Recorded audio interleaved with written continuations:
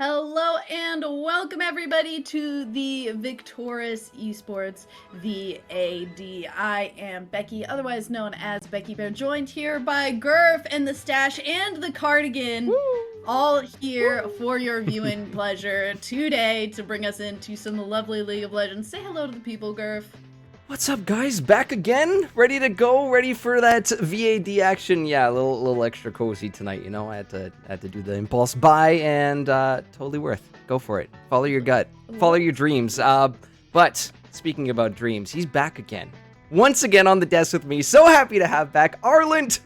Oh, buddy, how have you been? What direction do I have to go? I'm this way. Direction you feel like. It's good to be back. Yeah, I took a little bit of a break from casting. A lot of work stuff came up. A lot of COVID-19 related illnesses that happens, but I'm ready to go. I'm pumped.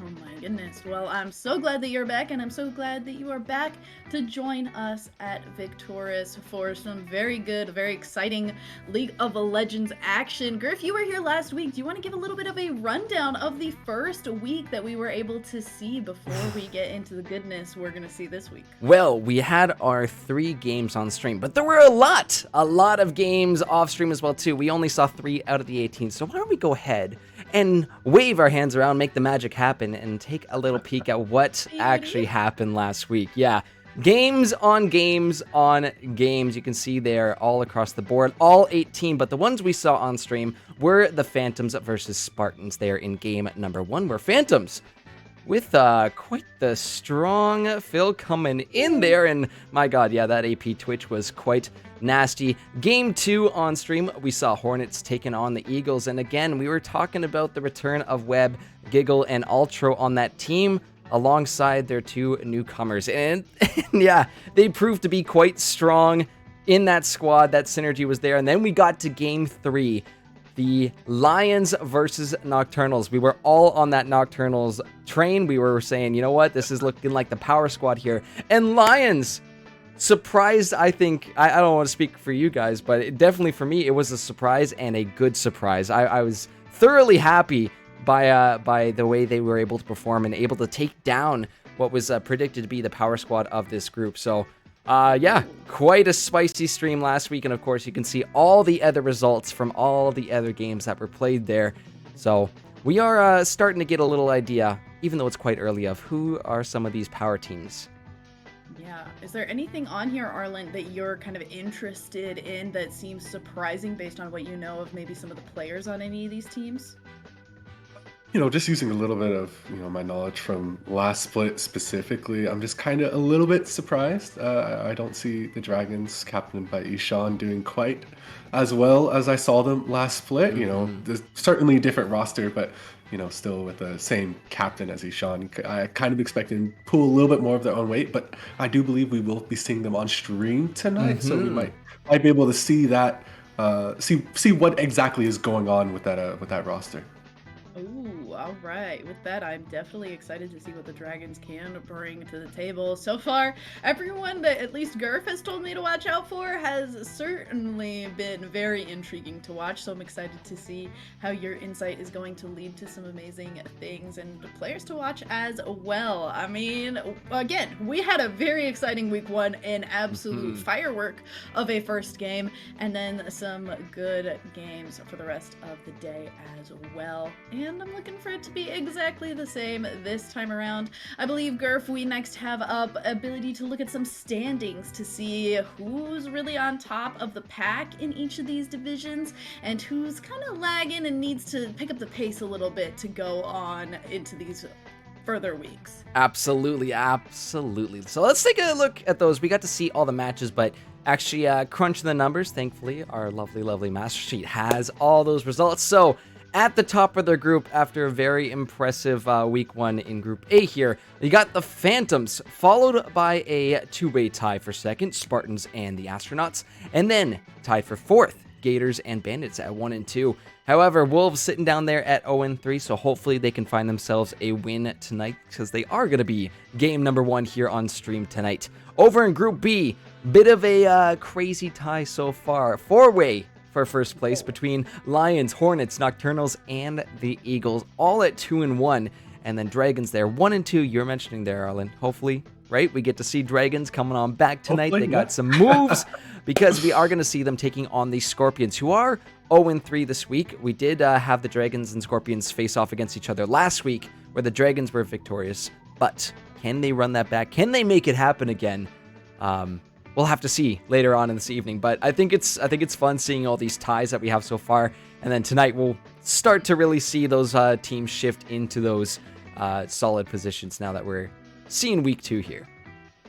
Yeah, I mean, you have to remember that while this looks like a little bit daunting as far as like where everyone has fallen, there's still obviously, as you mentioned, a lot of those ties, a lot of room for these teams still to grow and continue to kind of turn the tides a little bit. So even though we are seeing Wolf Scorpions at the bottom, like they could still go undefeated for the rest and really turn it around.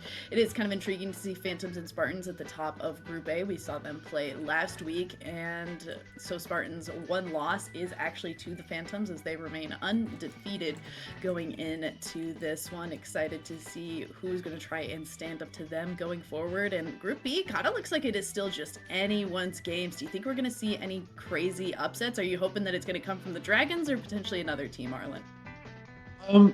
I don't want to say I'm a Dragons fan. Like I said, I think Ishan is capable of putting some stuff together. So I do think we might see the Dragons cool little bit of comeback, but at the same time, with it so early on in the season, like Gerf said, quite possible that the Scorpions do come back, give us that undefeated record, undefeated streak to come back and really shake up the group. But like everybody who watches League of Legends, I like this kind of closeness, this kind of chaos that's going on in Group B. Not a fan of the stomp that Phantoms is doing, but hey, they might lose this week. Never know. But yeah, I really am a big fan of this chaos. I kind of am eager to look forward to see how it shakes up.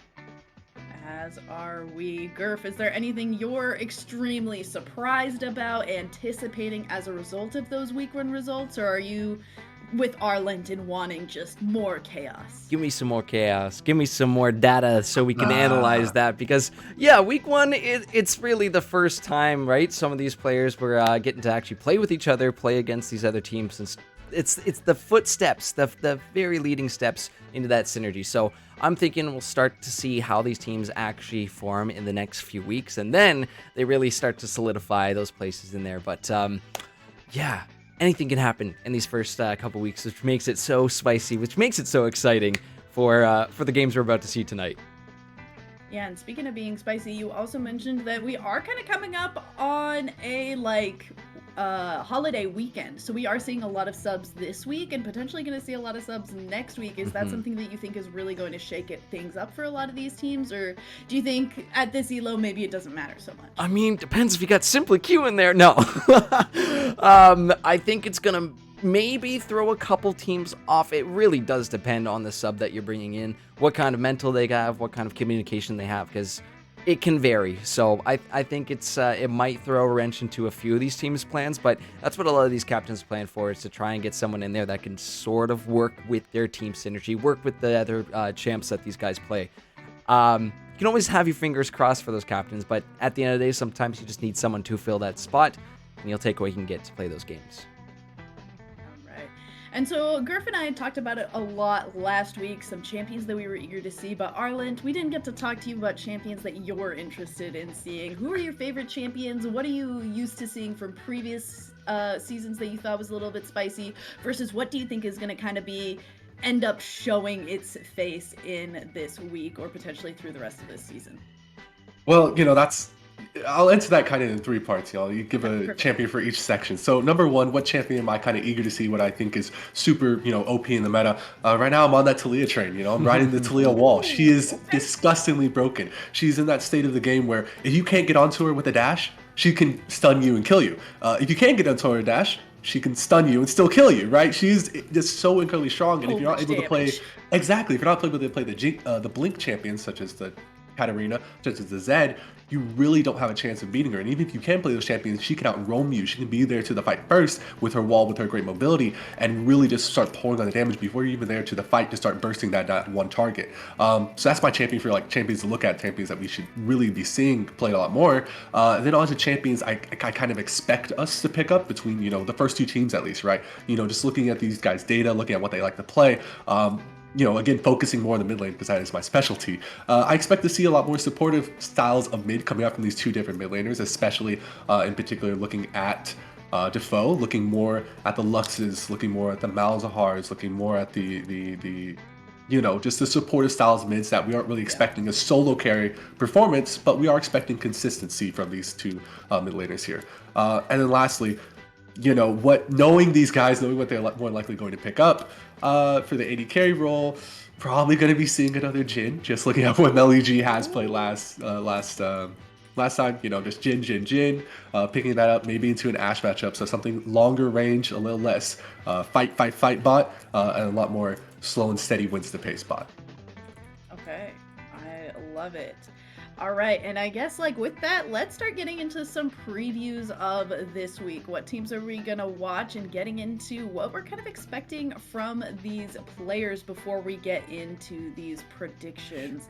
If we want to take a look, what are we gonna see? This is gonna be our first matchup of the day, the Astronauts versus the Wolves. I mean, I feel like if you look at the win-loss ratio of these 2 teams, it feels like it should be kind of a no-brainer, but what can we kind of expect for the Wolves to do to try to redeem themselves going into this week, Gerf?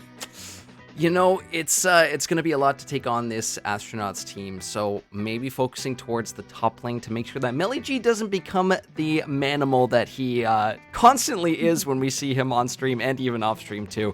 So I would think maybe sending some focus that way, unless if you know you're going to have a hard time with G, get your bot lane ahead, get them rolling, and make sure you can at least win on one side of this map before whatever meatball this guy picks is going to be rolling, if you know what I'm saying. All right. Anything you want to say about this matchup that we're about to watch, Arlen? Yeah, it's, it's kind of going opposite. If the Astronauts want to win, they just need to keep kind of playing that sort of consistent style that they have been playing, right? Where they pick something, supportive in the mid lane, get something crazy aggressive going in the jungle, and just look to snowball through that kind of mid jungle synergy that they have going so far in the games that they've won. All right. And on top of those points, what are those meatball champs that you think the Astronauts could potentially pick up versus what kind of mid-jungle synergies can the Wolves pick up? Or what champions are we expecting to see from each of these respective teams going into this Gurf? Well, G tends to play a lot, well, at least what I've seen him to. The Mord and the Volibear can be potential risk there. He has been known to whip out stuff. I think he does play the Gwen, other bruiser type champions as well too. So it really makes it difficult to say, right? Because he does have quite a large champ pool. So it's gonna be quite curious to see what they end up deciding to choose. Considering the fact that for tonight you were mentioning those E-subs, Defoe is going to be out. You have Arctic Cyanide filling in, which, funnily enough, you said, it's a small world. I used to know Arctic Cyanide back when we went to university together when we were in the League Club. So I'm excited to see what his champ pool has evolved into over the years, because it has been a minute. But it should be interesting seeing what out of that, I don't know if I want to call it an ocean, but it is pretty dang big up there. What they're going to be picking in there. So do we see a bunch of bans heading towards that top lanes from the Wolves to kind of reduce that number? Possibly. But it's going to be an interesting go at this first game. Yeah, before I ask Arlen a question, I do have a kind of interesting brain scratcher. How many different champions do you think somebody has to have a big enough proficiency on that you say, we don't have enough bans to ban this person out, so let's just focus our bans elsewhere? How many champions do you think that is? That's a good question, but I think 3 is a good answer. I think 3 is a good answer. If you waste 3 bans on one specific lane, that's a whole ban phase gone already, and then they're free to pick whatever they want across the board. So having 3 champions that you're very solid on across the board, for a mid lane or for a jungle, for an AD carry, and you're looking at a very solid champ pool. Mm-hmm. Beautiful. All right. So do you have any anticipations? You mentioned the mid and jungle kind of synergy that we could potentially see coming out from the Wolves. Is there any specific champions that you think would work in particular very well together, or if they're just trying to have a champion in the mid that can push and roam alongside any jungler that they pick up? Well, of course, Talia, if they can play it right. But from what is kind of what champions can play, or what people can play in the league, Malzahar, right? He's a very strong, dominant trio getter, right? You can pick up the Malzahar, you can roam with the Malzahar, you can walk around with the Malzahar, and then in addition to that, I think you just pick up something like the Amumu as well. Then you have a lot of bleed, you have a lot of magic damage, and it allows you to get those kind of wombo combos, lock down that single target or whole team, and they have a lot of early game power at level 6 that makes them one of the strongest 2v2s in the game. Oh, I love it. I would love to see some 2 very heavy CC teamfight oriented champions coming out from them as well. And who knows, if you're 0-3, you gotta just start to figure out is team composition where we're going wrong, and what champions can we go ahead and start to fill into our team compositions to make up for those weaknesses that we've had. All right, now with that, are we ready to make some predictions? I think so. All right, Gurf, you and your mustache can start us off. Who do you think is taking down this first game of our evening? I mean, it's hard not to say this team, right? The Wolves with a bit of a throw. I mean, I don't want to make the E-subs the reason, because both teams have E-subs in this first one. But you got a really strong team with this Astronauts. They're up 2-0. The Wolves are down 0-3. Not quite finding that synergy yet. We'll see what it looks like without Defoe tonight, but I'm going to go for the Astronauts here in game number 1. All right, Arlen, what are you thinking? Just because Gerf went through with the astronauts, I'm gonna go with the Wolves. Why not balance it out a little Oh. bit? I also think Okay. the East subs, they can make a little bit of a difference. But I think usually once you get the kinks worked out after week one, I think we have a pretty solid team for the Wolves here. Oh, okay.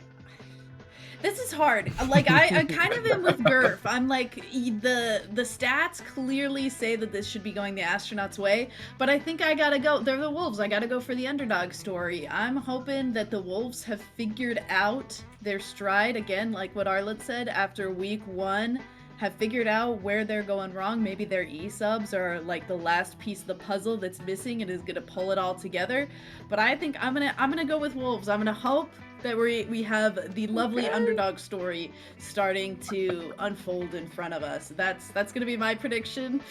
And we'll see. We might all just like lose to Gerf. I did go undefeated with my predictions last week, so I'm really here to heck it up this week as much as possible. And yeah, I'm just hoping that it will be a really cool, fun, interesting start to this entire series as a result of this kind of. If the Wolves do come back, it's just going to start to turn everything on its head. You start off 0-3 and then you just start to come back. And it would just warm my heart so much. I'm, you know what? I can never get upset about the underdog story about getting those upsets, but I think we are ready for draft, Becky. All right, if we're ready for a draft, I will leave you, Gerf and Arlent, to it. I will be waiting along the sidelines with some heartbreaking questions at the end of this match. Good luck to you and to the players as we are going to get right into our first draft of the evening.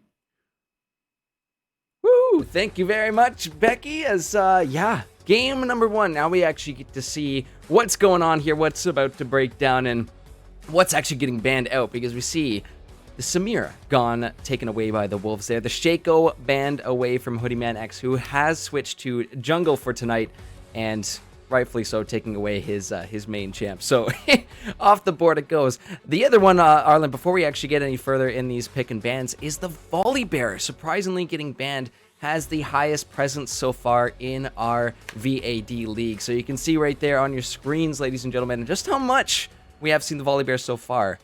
So a lot of presence with that big old bad bear. Both, I think, jungle, top, yeah, mix it up. He's quite a flexible champion.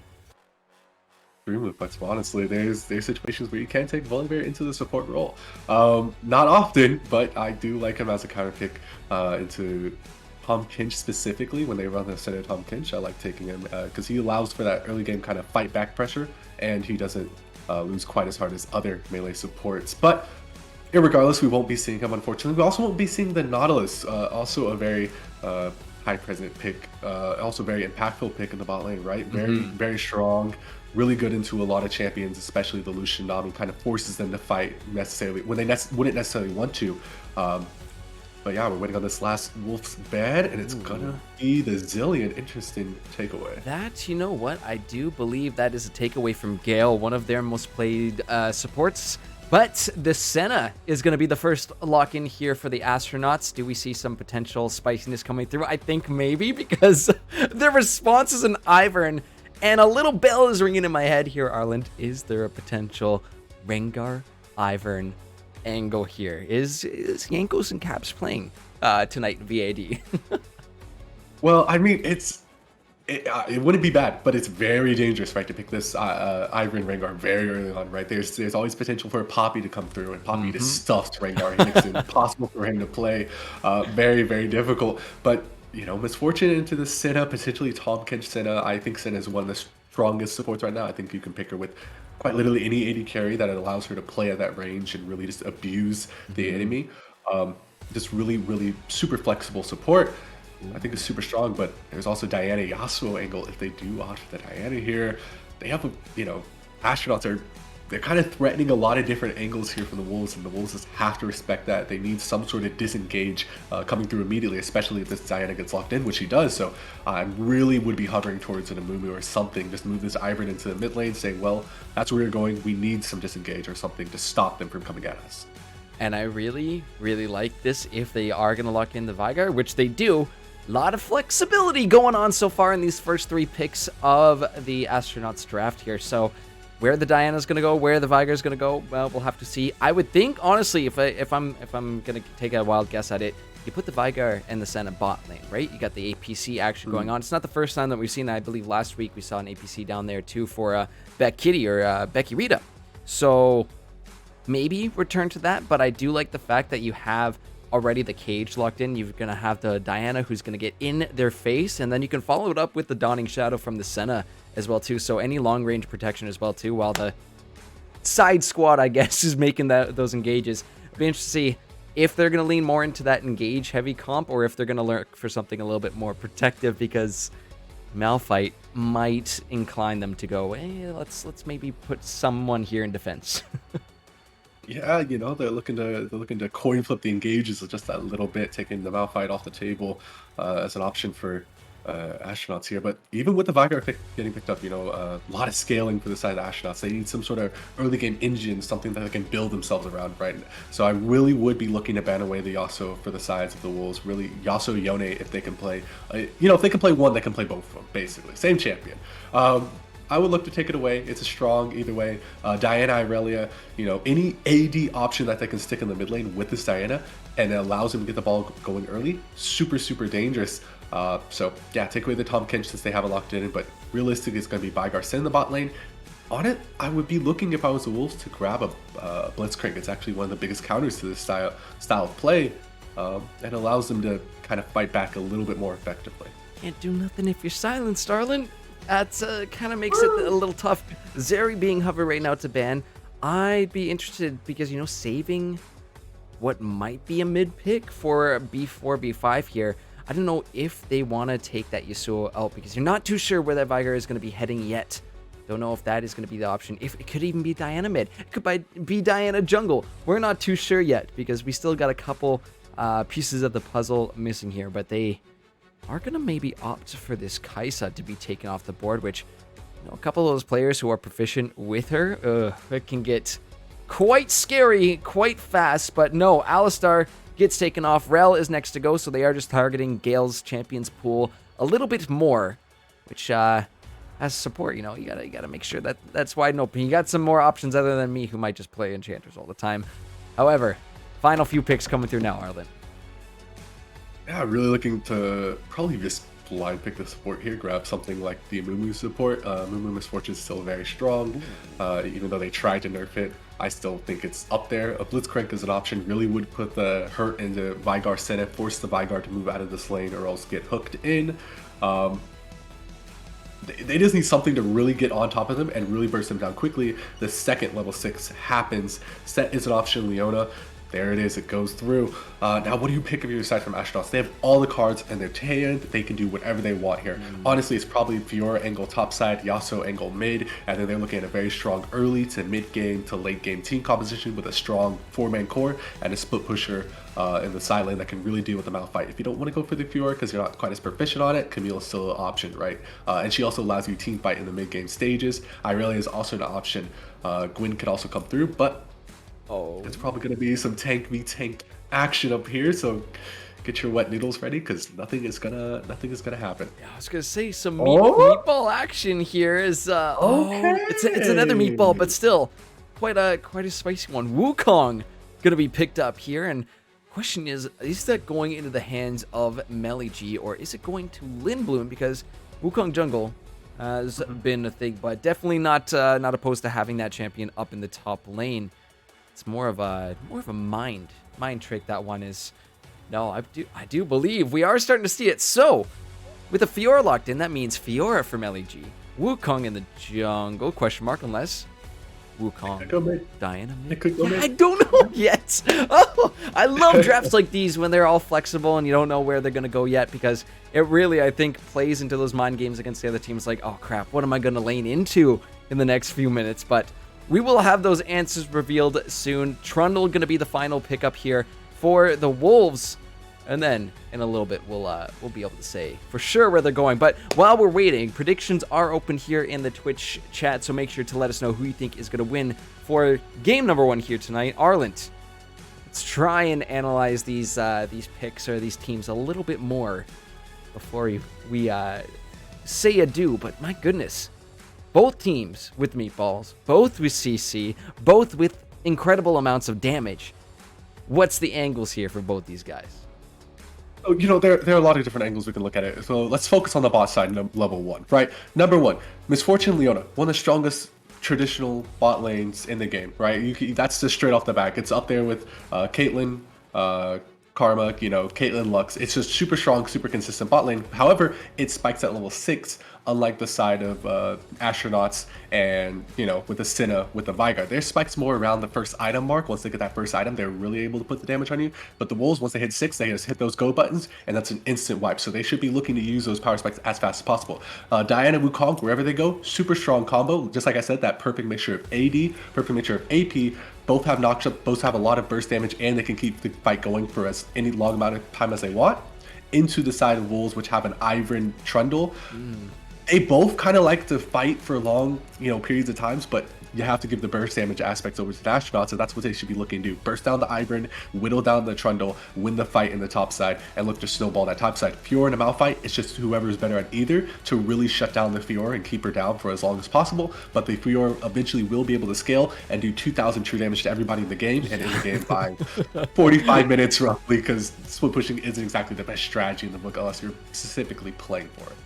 Yeah, and in the hands of Melly G as well too. This is going to be potentially some scary stuff in that top lane if he's allowed to go. But we're starting to see where these champs are going, and this should be quite interesting because I don't believe this is gonna be a Malphite top there, Arland. Oh wow. Oh. Okay. Yeah. Now this is really looking bad for the side of the Wolves, and you might be wondering why. It's just a Fiora Trundle, right? This is a traditional matchup. However, when you look at the stats, you realize that this is quite literally Fiora's best matchup. 61% of the time, she's winning this matchup with a plus or minus 9% win rate. So she's either winning this close to 70% of the time, or around 51% of the time, right? She doesn't lose this matchup. It's an extremely hard counter, and it's just a matter of if Melly G is good enough on Fiora to win it by 20 minutes or win it by 35 minutes. Yeah, it really depends if a snowball gets running. You at least have a subjugate from Hitstick's Trundle there to at least kind of mitigate some of that damage going to be coming out. But yeah, you said it yourself too. It's true damage. That can't really reduce that too much there, because Fiora can just hit like an absolute monster truck. So gonna get the actual positions of these champs up in a second, because I think a few predictions that I had completely out the window, gone. I think the only one I think I had right was the Fiora in the top lane, and now we're gonna get to see where and who else is playing what in just a couple seconds. Is this seriously happening? This is happening. Okay. Whoa. All right. Don't think I've ever seen this one before. Don't think I've ever casted this one before. But we've got the champs locked in. Just going to make sure that no one's flipping around, moving around before I actually reveal our final picks and where they're going. Arland, this is this is spicy. We're only game 1 tonight, and they're already busting it out for us.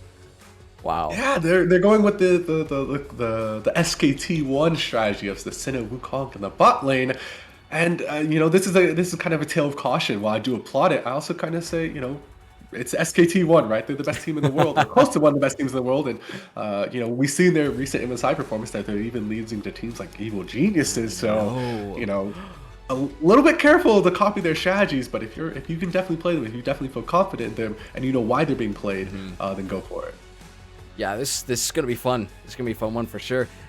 Most likely keen on the Starving Senna with that Wukong soaking up all that CS. Gonna be interesting to see what they do in terms of those level 6s that are gonna be coming through in the bot lane. Wukong's gonna have great interrupt. If that bullet time is popped and Wukong's anywhere near Husky Runner, Cyclone. Immediately Cyclone. You have to be interrupting those, because a long-lasting, fully channeled bullet time with this team that the Wolves up this way have drafted it's looking quite nasty, to be completely fair. But the scaling that you have on the Astronauts, Fiora, Veigar, Senna, big time, and of course Diana and Wukong get pretty nasty late game. So you got like a huge scaling factor here for the astronauts. If they want to end early, they could potentially with that Fiora if they get really big. But there's always the option to say, hey, we can just play safe, coast our way to that 30-minute mark, and then we're all going to be monsters. So I think you're right in saying, yeah, it is going to be up to the Wolves to kind of press that go button and make things happen with their, I would say, realistically awesome wombo combo that they put together for themselves. But they got to do it quick, and they got to do it before 30 minutes, or else things are going to get really tough after it for them. Absolutely. Any final points, though, before we send it to a break for this one? At least try to use Iron Trundle, Iron Malphite. At least try to use them to do something early. Like you said, they got to get going early, or else this game is pretty much kaput by 25 minutes, roughly. Yep. Make it happen. Let's see if the Wolves have what it takes here tonight to find their first win of the split here, or if Astronauts are going to put themselves up 3-1 after this one. But it's only game one tonight. We got plenty to go, but you do not want to miss this one. We'll see you in just a few short moments as we load onto the Rift. Don't go anywhere. You're not going to want to miss it.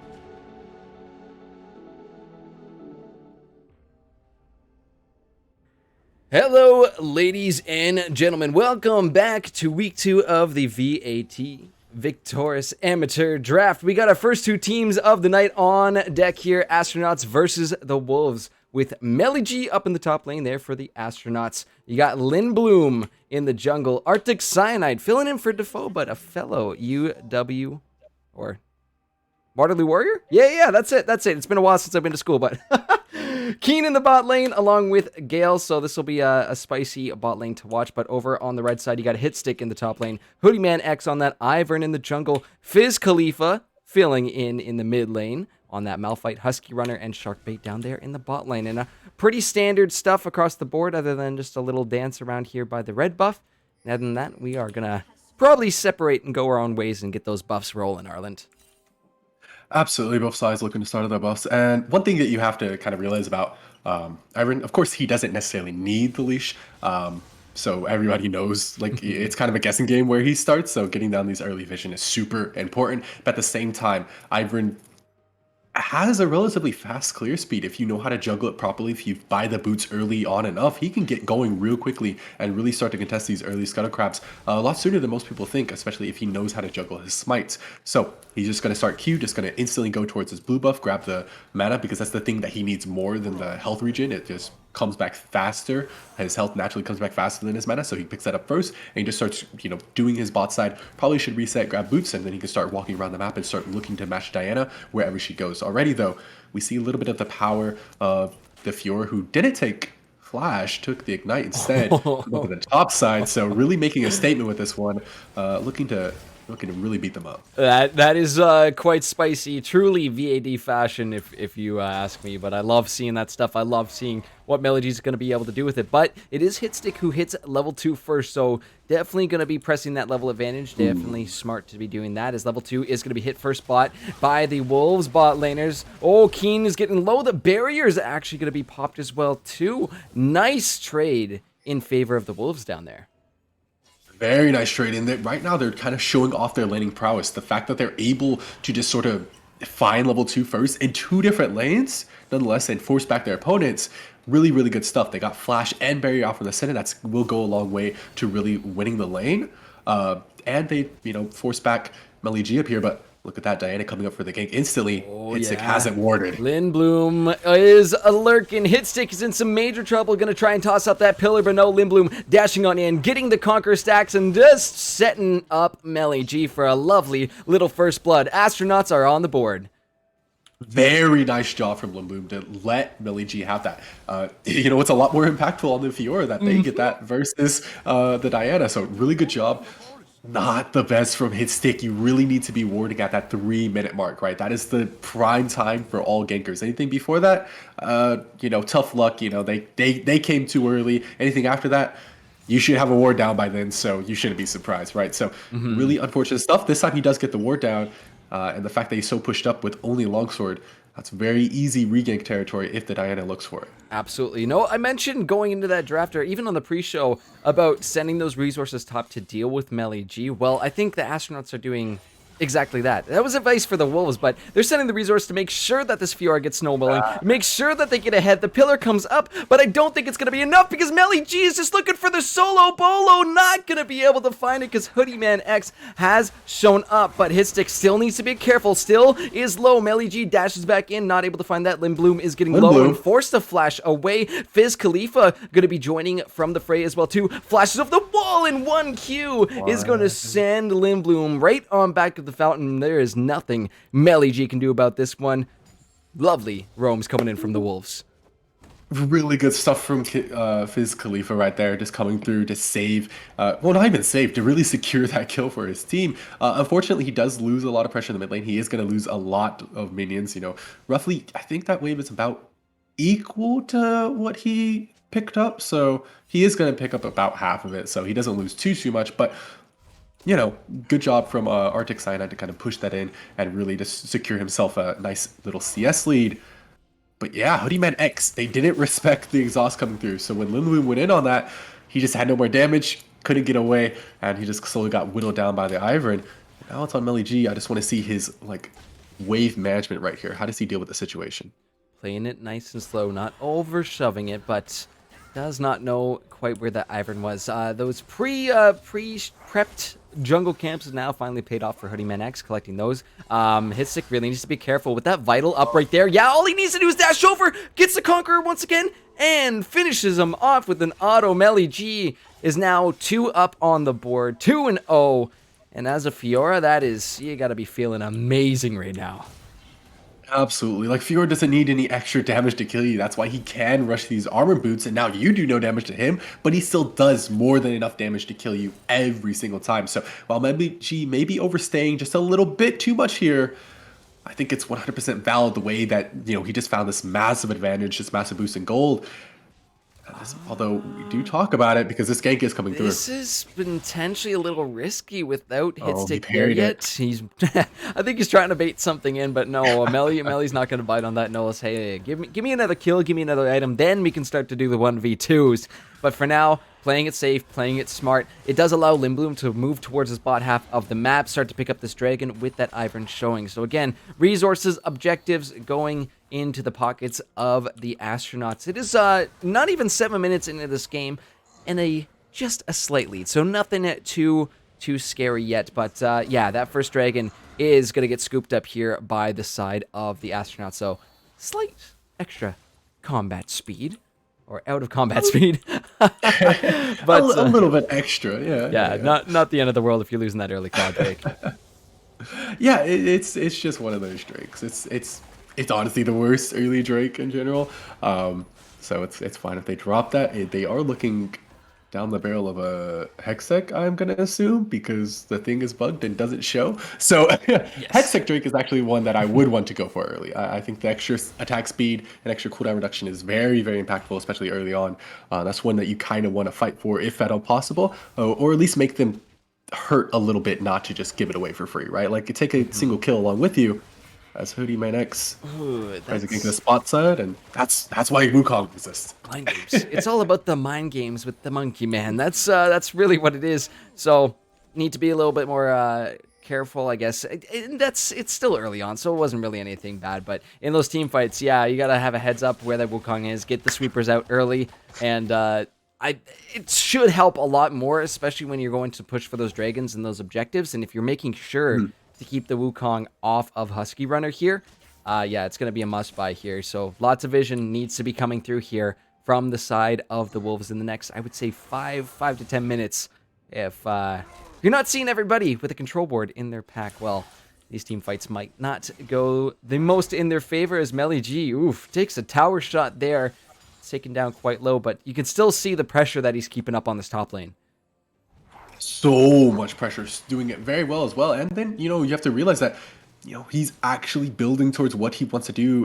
He does miss that dash, though, so that's a little bit of extra cooldown timer he wouldn't expect, but wisely backs off, realizes that there's something fishy might be going on, and Ivern. Hoodie Man is walking on in. Limbloom caught him and actually made the call for Melly G to come on over. Don't know if he's going to be needed. The exhaust comes through. Moonfall will be popped! And so will the Ivern. He's going to be taken out in his own jungle. Red buff scooped up now. Melly and Limbloom wearing those red buffs. This is going to be super scary for Hitstick, so he really needs to back off here. Knows they're both up here and cannot stay around. Should not stay around. Repose coming through. Pillar will be popped. Yes, you're doing lots of damage, but the Dawning Shadow for the extra shields, the Ignite, that's why he picked it up. Melly G with another solo kill, and now 3-0. This was the point we were talking where that Fiora becomes a little out of control. Yeah, Fiora's a little bit of a menace at this point, even with Fizz Khalifa trying to roam up here. He just doesn't have the necessary wave pressure to do so, so it's never going to work, and with Limbloom in the area as well, brother has to back off. But most importantly, this is the point in the game where, really good players separate themselves from the pack. How do you deal when you're down this much of a deficit in the top side? Almost, wow, look at that gold difference. Yikes. Brother is down quite a bit. So when you're down this much, how do we deal with this deficit? Well, we have to maximize the efficiency of our build. And right now, we are wasting 800 gold to grab some anti-heal, when we probably should be using that 800 gold just to try and buy some armor, right? Buy the 800, if you really want anti-heal, buy the Thorn Mail, Bramble Vest, right? If you want something else, go for the Frozen Heart Rush, go for your Mythic or go for a Hull Breaker. Just try to even out the lane as much as possible with this better stats. Whatever you can, just don't try to fight her 1v1 in this sort of style, or else you're going to go down even more, and the efficiency of your build is going to really start to hurt you more and more. Yeah, and that's not to say that Lethal Tempo Trundle cannot be severely impactful. I have seen many in recent weeks, especially at the IBS Worlds. They're Trundles left and right making moves happen, but yeah, it is early reliant on that those early roams, getting the level 2 ganks, and a lot of the times that's why we see it played towards the jungle, because right now you're dealing with these troubles again. Melly's simply going to go ahead and scoop another one up the pillar. Oh, the pillar. Wait, he might just wait because look who else is top as well. We'll hold on to that thought for a sec because Fizz Khalifa taking some poke. Arctic Cyanide already up to 82 stacks, but ooh, Unstoppable Force goes on in. Hoodie Man X is here as well. Arctic Cyanide trying to get away. Primordial Burst comes through. Can he finish him off? From downtown, you got Limbloom joining in, and then Hoodie Man X finishes it off. Melly G looking for more, but no, Sharkbait is up there to help clean that up and picks up a kill for his efforts. Really good stuff going across the board. So let's focus down in the mid lane first of all. What do we see from that? We have to see a really good setup from Hoodie Man from Fizz Khalifa just to get the gank onto Arctic Cyanide. Rather, however, we don't see Hoodie Man X commit anything else. He doesn't throw out the root. He doesn't really do anything. He doesn't really auto attack afterwards. If he got more auto attacks in with his bush passive proc, we would have probably seen a dead Vigar and maybe even a turn to kill on a Limbloom. However, really good roam from Limbloom to focus and pull them apart, separate the two, and not let the duo shield each other or get any damage off from each other. And then in the top side, hit stick, spectacular movement, kind of duped out Melly G right there. Went top, you know, faked it towards the top side, faked it towards the bot side, and allowed Sharkbait to come down there and really just do his thing, pick up that kill, pick up a huge shutdown. And even though that's 600 gold onto support, it's still 600 gold back in your pocket, and when you're this far behind, you'll take whatever you get. And speaking of this far behind, what is that, like 4,000 gold roughly, or 3,800 at this point in the game, 12 minutes in?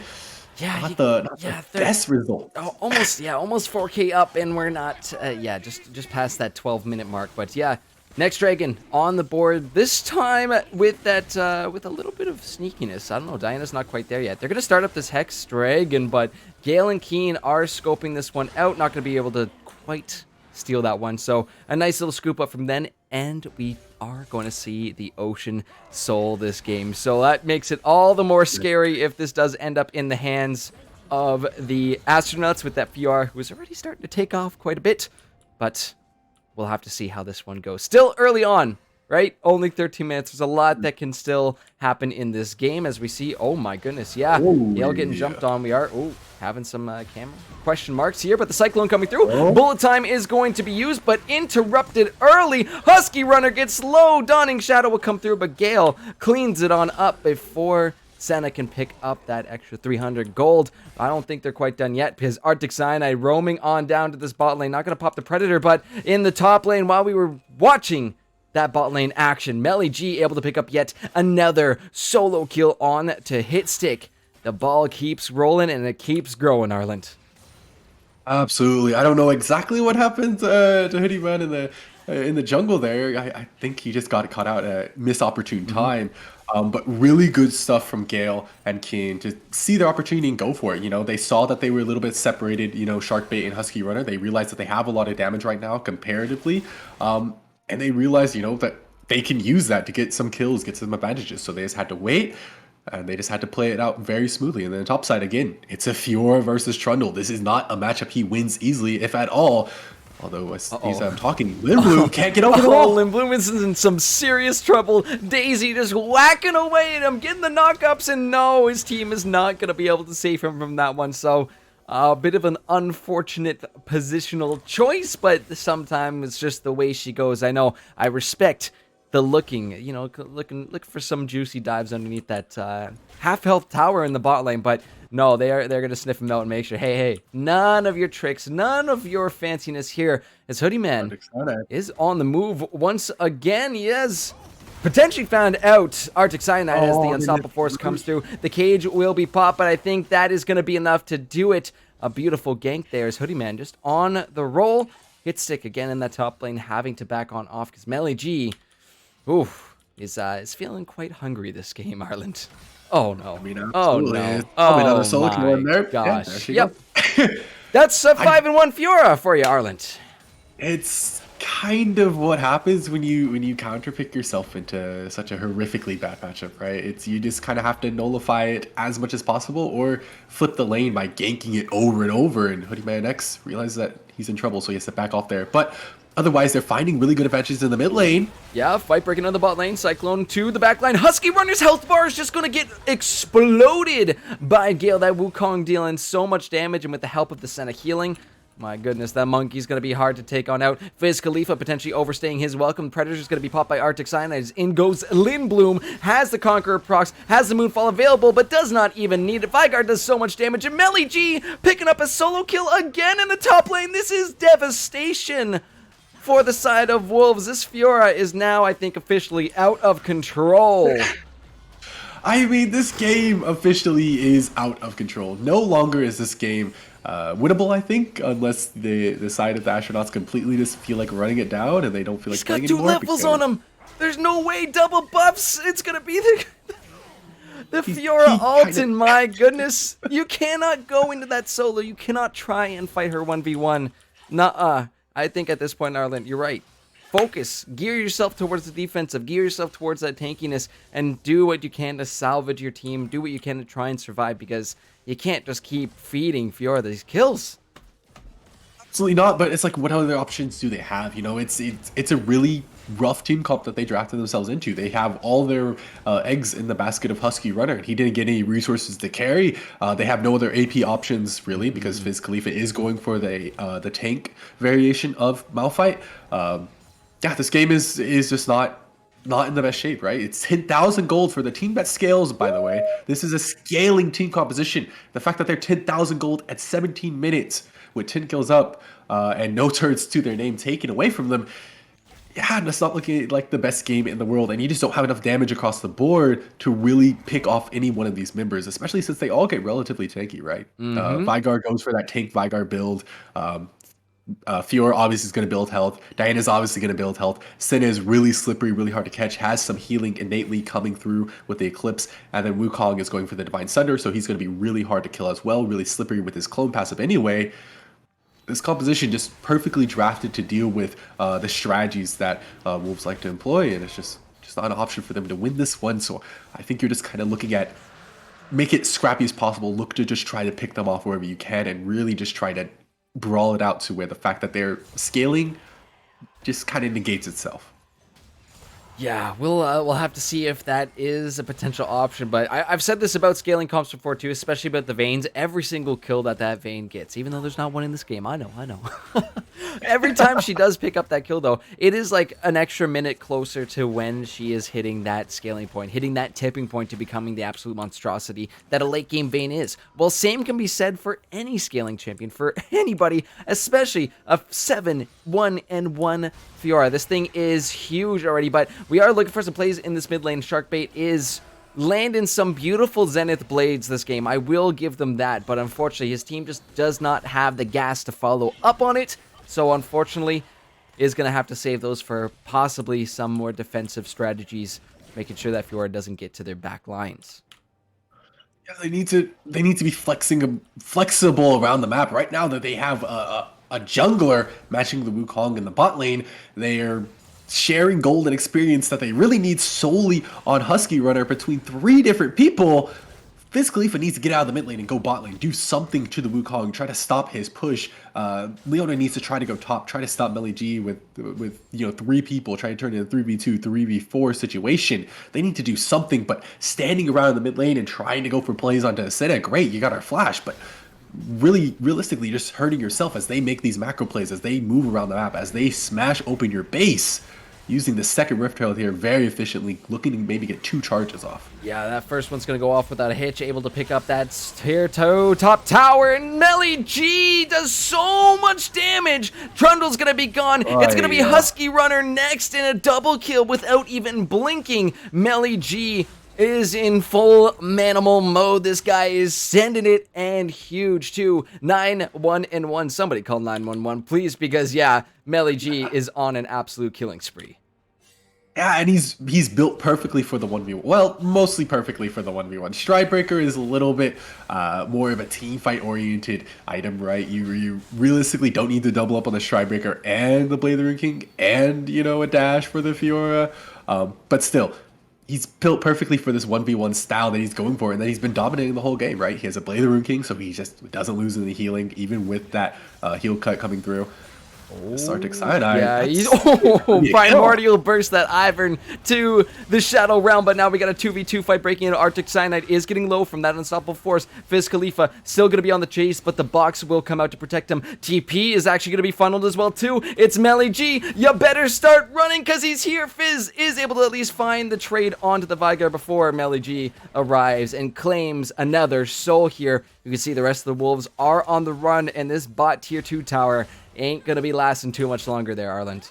Unless, bullet time, Solar Flare comes down, Gale is caught out, couple turret shots will be taken, Aftershock is propped, and Melly G still whacking away at this turret. Not too scared about the tower shots, and without the tower shot, wait, Melly G gets extremely low. This could be extra risky. Gale still dancing around with this one. I think they should probably back off.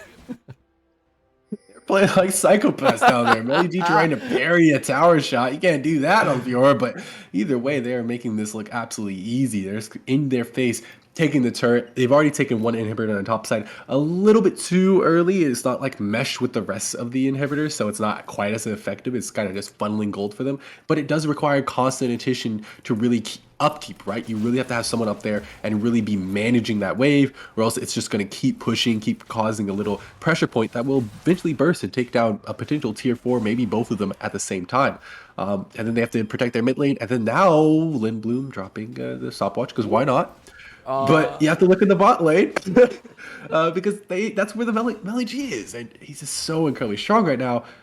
They're funneling into a choke point. This could be a little quick skirmish. Could be a little scary with that Unstoppable Force up, but Fizz is actually going to use it to get away, and I think maybe rightfully so, because Lindblum is looking for it, trying to get to that back line, finds the double moonfall and explodes. Multiple members donning Shadow through two to finish, ripping those members of the Wolves apart. The astronauts sending these puppies to space tonight.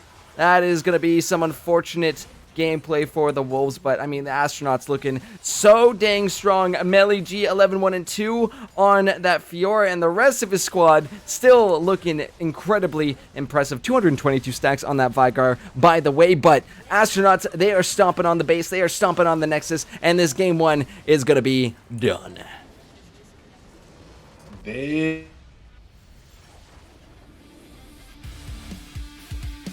Back to the desk we go. Woo! Crazy game one, folks. Just from the start of drafting, completely in control of astronauts. Back on the desk, Becky, how are you doing? Oh, I mean, we're just seeing like the first game of every single night so far has had an explosive game one where it feels like one player just kind of gets to run away with the whole game. Last week it was the AP Twitch, and this week it's the Fiora, because I don't think there's any denying that Melly G didn't go absolutely crazy in that game and have just as much of an impact as we were also seeing from that AP Twitch last week. Yeah, that was a lot. That was a lot to deal with. I mean, that's what happens when the Fiora picks up those. All it really takes is those two. You get the first two, and at that point, you sort of say, okay, start limit testing me. I dare you. I double dog dare you to come in and fight me.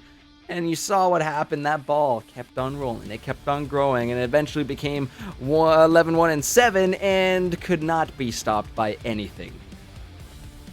That's just kind of one of the things that you end up seeing from something like that Fiora. I loved what you were saying about like scaling champions. Sure, they can sit there and not get any kills and still scale into the late game, but every time that they do get a kill, they're that much closer to just snowballing through the entire game, and I think we definitely got to see Melly G do that. Where could we have seen the Wolves do a better job of combating what was happening from the astronaut side, Arlen?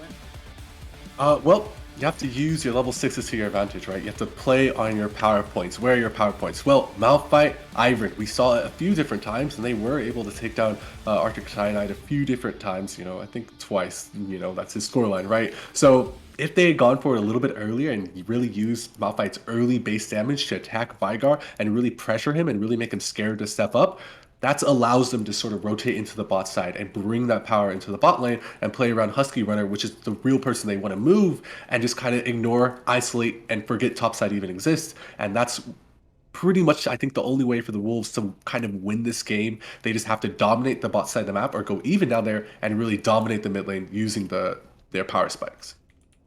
Yeah, you were also kind of saying that you think it was a weaker kind of draft as far as champions were concerned for the side of the Wolves. Do you still feel that way, or do you feel like they were trying to do something fancy and it kind of worked, or just completely fell short?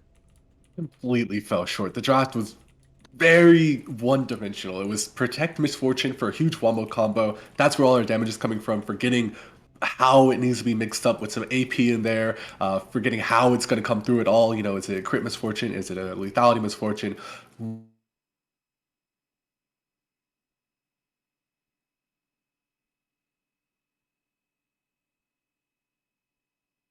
Well, exactly why it is. She just has to parry one single ability, and she wins the lane. Yep, beautifully said. Any final thoughts before we throw it to a little bit of a break, Gurf? I mean, that was pretty damn spicy to see, if I do say so myself. Melly G was a bit of a animal, and yeah, always a player I keep my eyes on from multiple splits in the past. This guy's ridiculous. We can actually, I think I might actually have it working before we go to break. Post game information, some of it. We're gonna see if it's actually deciding to work this time or not. But let's see. Okay. Let's check it out. Question mark. Crossing my fingers? Let's go. All right, do you want to walk us through what we're seeing from this post game here, Gurf? I mean, I was wrong. It wasn't 11-1-7, 11-1-2. Still an impressive number from Melly G. I mean, just ridiculous. I do, you know, we're talking a lot about the astronauts. I do want to just shine some light on Sharkbait down there on that Leona, 1-0-2. Didn't die, and that's kind of your goal as support. I've been through lots of games as support, and even those games that you don't end up winning, if you can walk away and say, hey, I was doing my job, I was warding, and I didn't end up giving those kills over, and still the CC, those skill shots were on point from Sharkbait, so I do want to just give some shout out to them. But yeah, you look at the lines there from the side of the astronauts, it's just, it's a little insane. Oh my.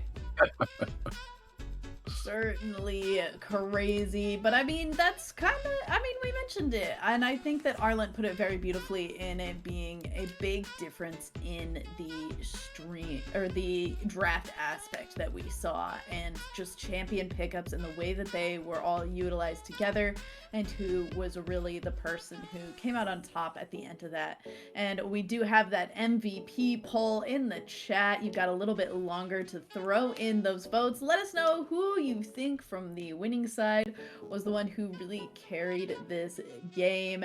And, you know, while that is ticking down on the side for chat, Gurf, take us through, like, I mean, you were just saying that we should potentially talk about some other players besides Melly G, though Melly G was very impressive. So are there is there possibly another person that you would ever give MVP to in this particular game? I mean, it'd be a little bit biased to vote for my fellow alumnus with the Arctic Cyanide in there. I mean, he did pretty solid on his Vigar, which is a specialty pick. It clicked in the head. I'm like, oh yeah, I used to play Vigar all the time. So I was really happy seeing that. Bot lane was where it was at. I mean, Keen with the from downtown dawning shadows there was on point for sure, making sure. I think I used it a couple times when Melly G was going a little ham up in that top lane, so make sure to give him the extra shield. But yeah, put together, right? Yeah, you had a Gale doing really good on the interrupts. Got that first bullet time interrupted as well. And even Lindblom, right? I can't just pick one. All of them played well. Lindblom was there to make sure that Fiora was getting rolling, get it started. So can't choose one. It was all the astronauts that had it going tonight. Yeah, we're definitely starting to see why you picked them as your prediction for this game, alongside their 2-1 start to this series so far. Arlent, if you were going to give a shout out to anyone else besides Melly G on the team, who would you go ahead and say valiantly fought alongside them? I think I kind of have to give it to Lindblom for secondary runner-up. They were very on point all over the jungle. Their pathing was very intelligent. I didn't get to highlight it enough. I didn't get to shout out enough, but I thought their pathing was very smart, very where it needs to be, very necessary, and it adapted to the course of the game. They were everywhere that they had to be at every moment, and it worked out beautifully for their team. Beautifully said. All right, just a few little seconds longer before we are going to close up this MVP poll. But I mean, based on how it is looking, with pretty much all the votes, save for one vote going Gale's way, it looks like it will likely be MeliG, surprise, surprise, taking it home on that Fiora, and a beautiful amount of gameplay that we are starting to see to start off our night, and the MVP is going to end up going MeliG's way. Are we surprised? Not really. Are we stoked? We certainly are, as MeliG was a big aspect in this very exciting first game. I mean, based on what we saw here today, what are we hoping to see in our next two games that we have going down tonight, Gurf? Oh, I think maybe a little bit of a question mark for this next one, because I think the Gators are trying to secure an E-sub. So we're going to have to do a little bit of discovery behind the scenes to see what is actually going to shake down. So that could potentially throw some wrenches in, just mentally wise, to, you know, be struggling finding someone to fill that spot. So both teams 1 and 2, I would think even power-wise going into each other, but potential edge bandits if that is a case that Gators are dealing with. But both teams got some solid players too, right? I see Amato, formerly Overcomer, been in this league since it started, so this is a 10th split here. Is it the split? I want to see it. I've been having my fingers crossed for like 2.5 years now. I'm like, come on, make it happen. Make it happen. And then I mean, over on the Gators too, Galifianakis, incredible player, right? I've earned this win, and Starclad Dragon, formerly Kaiser. So just a little bit of a name change there. Still the same squad. All returning members should be looking pretty strong. All right, any final thoughts before we throw to a little bit of a break and get our second game in place, Arland? Not really. I don't think anything besides just I just want to see these two teams kind of battle a little bit more in the draft phase. That's where the game really starts, and that's where I really want to see teams kind of focus, really building themselves up for winning team composition in the draft phase, or giving themselves like exit strategies coming through if they do get counted in the draft a little bit early on. Beautifully said. All right, that's what we're looking to see coming up after this short break. We will get into our second game of the evening and look for some better drafts from both of our teams coming out here in just a bit.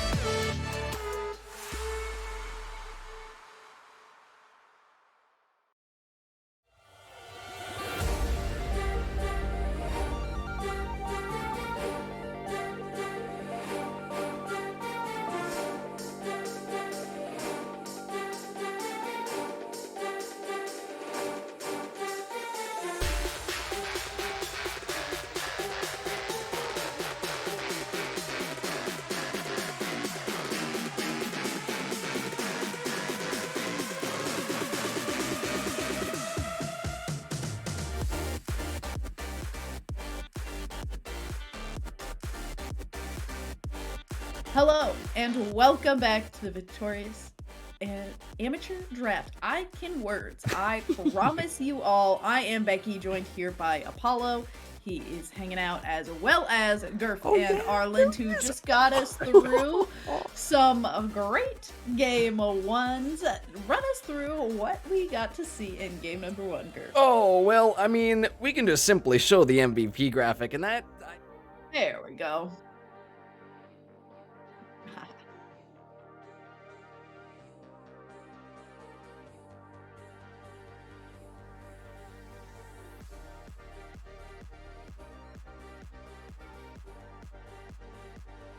Efficient, and my goodness, crushed anything that got in his way. Astronauts are now up 3-1 in the standings, so that's going to be looking good for them in Group A. Yeah, indeed, looking quite good, and I mean, I believe Phantoms, the only ones who are still ahead of them in Group A, and I believe we know that Phantoms did just win their game because they just played against one of the teams that we're about to watch, who is now going to be coming into this one off of a loss. How do you think that's going to affect some of the mental going into this game, Arlen? Well, coming off a loss, you have two different types of people, right? You have the people where the loss really, affects them and it kind of affects their performance, and they need some sort of mental resets, whether it's a pep talk from someone else, quick little break, anything else. They need to just stop thinking about the game to reset themselves. Or a loss motivates them. They really get going. It really fires them up. They really get annoyed that they lost, and it really boosts them forward. So they need to get going as fast as possible to take advantage of that sort of mentality flip. And hopefully they will both be able to do that. Both of our teams going to be coming off a loss going into this one, but as we all know, it is near impossible to have a draw in League of Legends. So one of them is going to... fancy pep talk or not, going to be coming out victorious in this situation, and we are going to be watching. I keep wanting to call them the Raccoons because that's what their little, logo is, but it's the Bandits versus the Gators. Anything we need to know about these two teams, Gurf? We got some familiar faces going to be joining us once again on those two teams. Like I was saying before, Amato, you might see the name on stream, might look a little different, might look new. It's because it's a name change. That is formerly Overcomer, player who has been in here, I said 2.5 years. It's actually 3 years, so he's been here since the very start. Looking for that entry back into playoffs, has been to playoffs many, many times, but not quite able to find the championship. So every single win is going to be mattering for this team. Really need to find their stride, really need to find every single possible win they can tonight. So potentially tonight here, get themselves to 2-3 after this one. We'll have to see, but the Gators are going to be fighting just as hard for that 2-3 since they also lost their game against the Spartans. So my eyes are going to be on that mid lane. Galifianakis is quite a good player there as well too, but I've earned this win, and Starclaw Dragon, formerly Kaiser, whichever way you want to say it, going to be also returning veteran members there in the bot lane. So hopefully some of that synergy is going to help on out, since Azane Flareon, who is the ADC for Bandits, well, technically the support for Bandits, is a rookie coming on in here. So should be quite spicy. Amato and Azane Flareon swapping roles for tonight's games. Oh, that's kind of fancy. I kind of am excited to see how that is going to end up going. Do you have any thoughts about these two teams that we're going to be seeing, Arlen? Yeah, I had the pleasure of casting a few of Galifianakis' games last split. Very strong mid laner. Had his moments. 100%. That's where I'm kind of focusing on to see if they can play around Galifianakis, and if he's expanded his champ pool even a little bit to have more of those moments, right? Have more of those pop-up plays, and really kind of coalesce the team around him so he can move across the map and start making things happening. I think that's kind of where this game is situated at right now before these, durability patch hits, and everything gets completely thrown out the window. I think it's really about winning the mid lane and kind of getting everybody to play around that so they can start exploding topside or exploding bot side and really just start snowballing the game in your favor. Yeah, and we are actually, it says 1-2, but we know that both of these teams are 1-3 going Mhm. into this game. Going to be seeing who's going to come out with that 2-3 little come up here. And I mean, this is probably one of the most like even matchups that we will have seen as far as records are concerned, like aside from literally the first game that we got to watch going into week number 1. So I mean, why don't we just go right into predictions? We want to make some guesses on who we think is going to take home this win and break this kind of mirror match that we're about to see. Start us off. What do you think's going to happen? Break it down for us, Gurf. All right. Well, this game number 1. I thought I had my prediction locked in. I thought I had the idea of what I wanted here, but this is now throwing a wrench in the fact that both these teams played 35+ minute games, both coming off a loss. So now I'm breaking it down. I'm gonna go with what I did kind of with game 2 last week, which is looking at those vets, looking at who's got those returning players. And I know I said it might be the Bandits first, but no, I'm changing. I'm changing paces here, and I am at least going to attempt to edit and change what I'm showing here. You know what? Juggling a little bit of both, so you know we're working with what we got here. But I am, in fact, for game number 2 here, gonna go with the Gators. Yeah, y'all got to know at home that Gurf is like quadruple tasking right now. Gurf is the glue that is holding this all together right now and doing a great job of it. All right, Arland, what do you think is going to happen in this game, and who do you think is going to take it all down? Well, I think it needs to play out. Like I said, for either team to have a really strong chance, they need to play around mid laners. So they need to really just start honing in on that mid lane strength, looking for pop-off moments from both Galifianakis and Freya.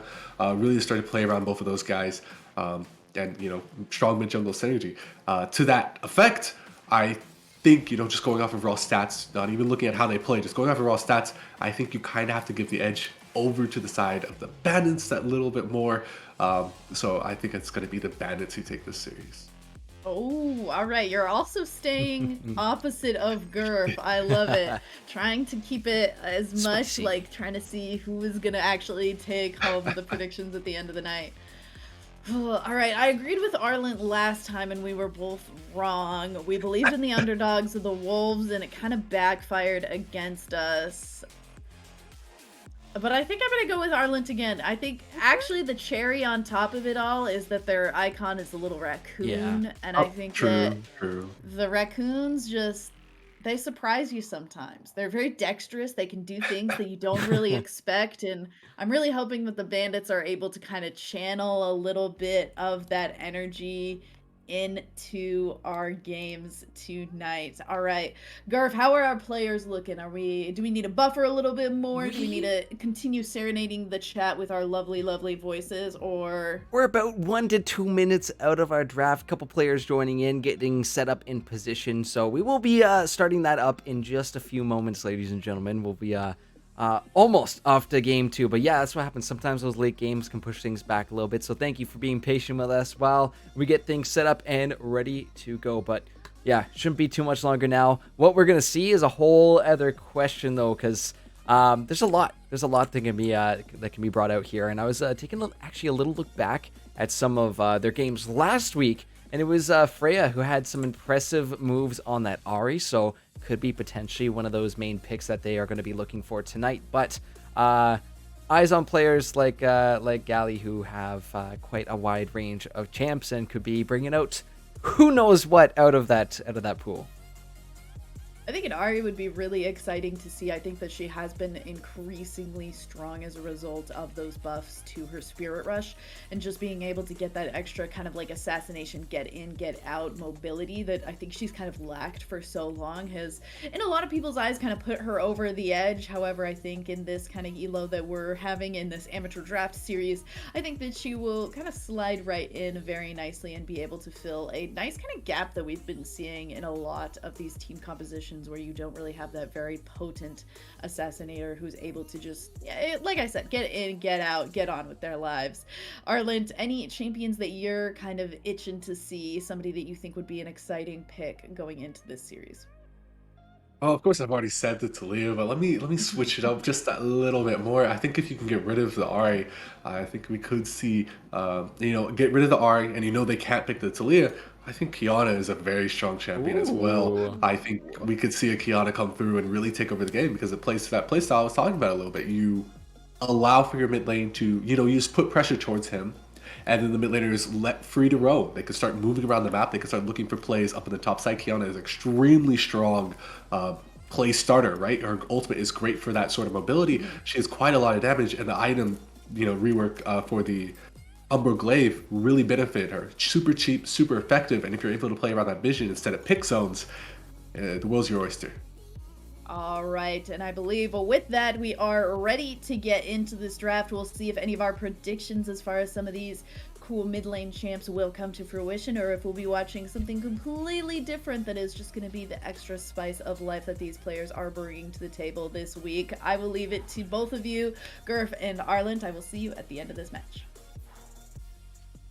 Alrighty, we're back again. Thank you so much, Becky, for that lovely send-off. And yeah, we're just about ready to go with this second draft of the night. Bandit's gonna be on the blue side, Gators on the red, and it's gonna be quite spicy to see. I always love doing these drafts, analyzing, what kind of angles these guys are coming in, what kind of flex picks. That last draft we got, Arlen, was was fantastic to start the night off. More of that, please. Absolutely. That first draft was very, very much a masterclass in how to outdraft your opponents, especially when they aren't really anticipating what you're doing and you know exactly kind of what they want to do and what they're building for. So, very smart drafting coming out from the side of the Astronauts. Let's see what these two teams, without necessarily a coach this time, draft up for us. Right? Let's kind of see what they hone in on, what they think is strong, what they need to get rid of, and how they need to play around it. It's a lot of question marks still, but again, that's why we're here for draft. We get the answers. We get to, well, at least come up with some hypotheticals of what could potentially happen. But once we get on the rift, anything can go once we get out there. So let's see if some of these power picks like that Talia is going to be coming out. I know Olaf is still very much a major player. And as well, I think Swain was another one who got some buffs. I have seen him a couple times picked up, but it's those two, the Olaf Talia, which seem to be getting the main attention. The big one, Arlen's, and I'm sure we'll have a discussion next week, much more in depth about this too, is after this week, after this Wednesday specifically, with those durability changes coming in on 12-10. I think we might potentially see some crazy stuff coming out, but we'll have to hold our ideas until then of actually see what's good after this Wednesday, or if things are gonna be going completely sideways to what Riot plans. Yeah, I can't wait honestly for the durability changes. I think they're extremely necessary for the game. Quite a lot of damage, quite very snowbally, and I think curtailing a little bit of that in some way, allowing for more thoughtful, impactful gameplay will really go a long way for a lot of teams to kind of slow down the game. And allow for the macro to really come through and really show who's the better team. Because right now it's just kind of, if you're winning the lead in the early game, you can very easily snowball it through this way, and just keep it going.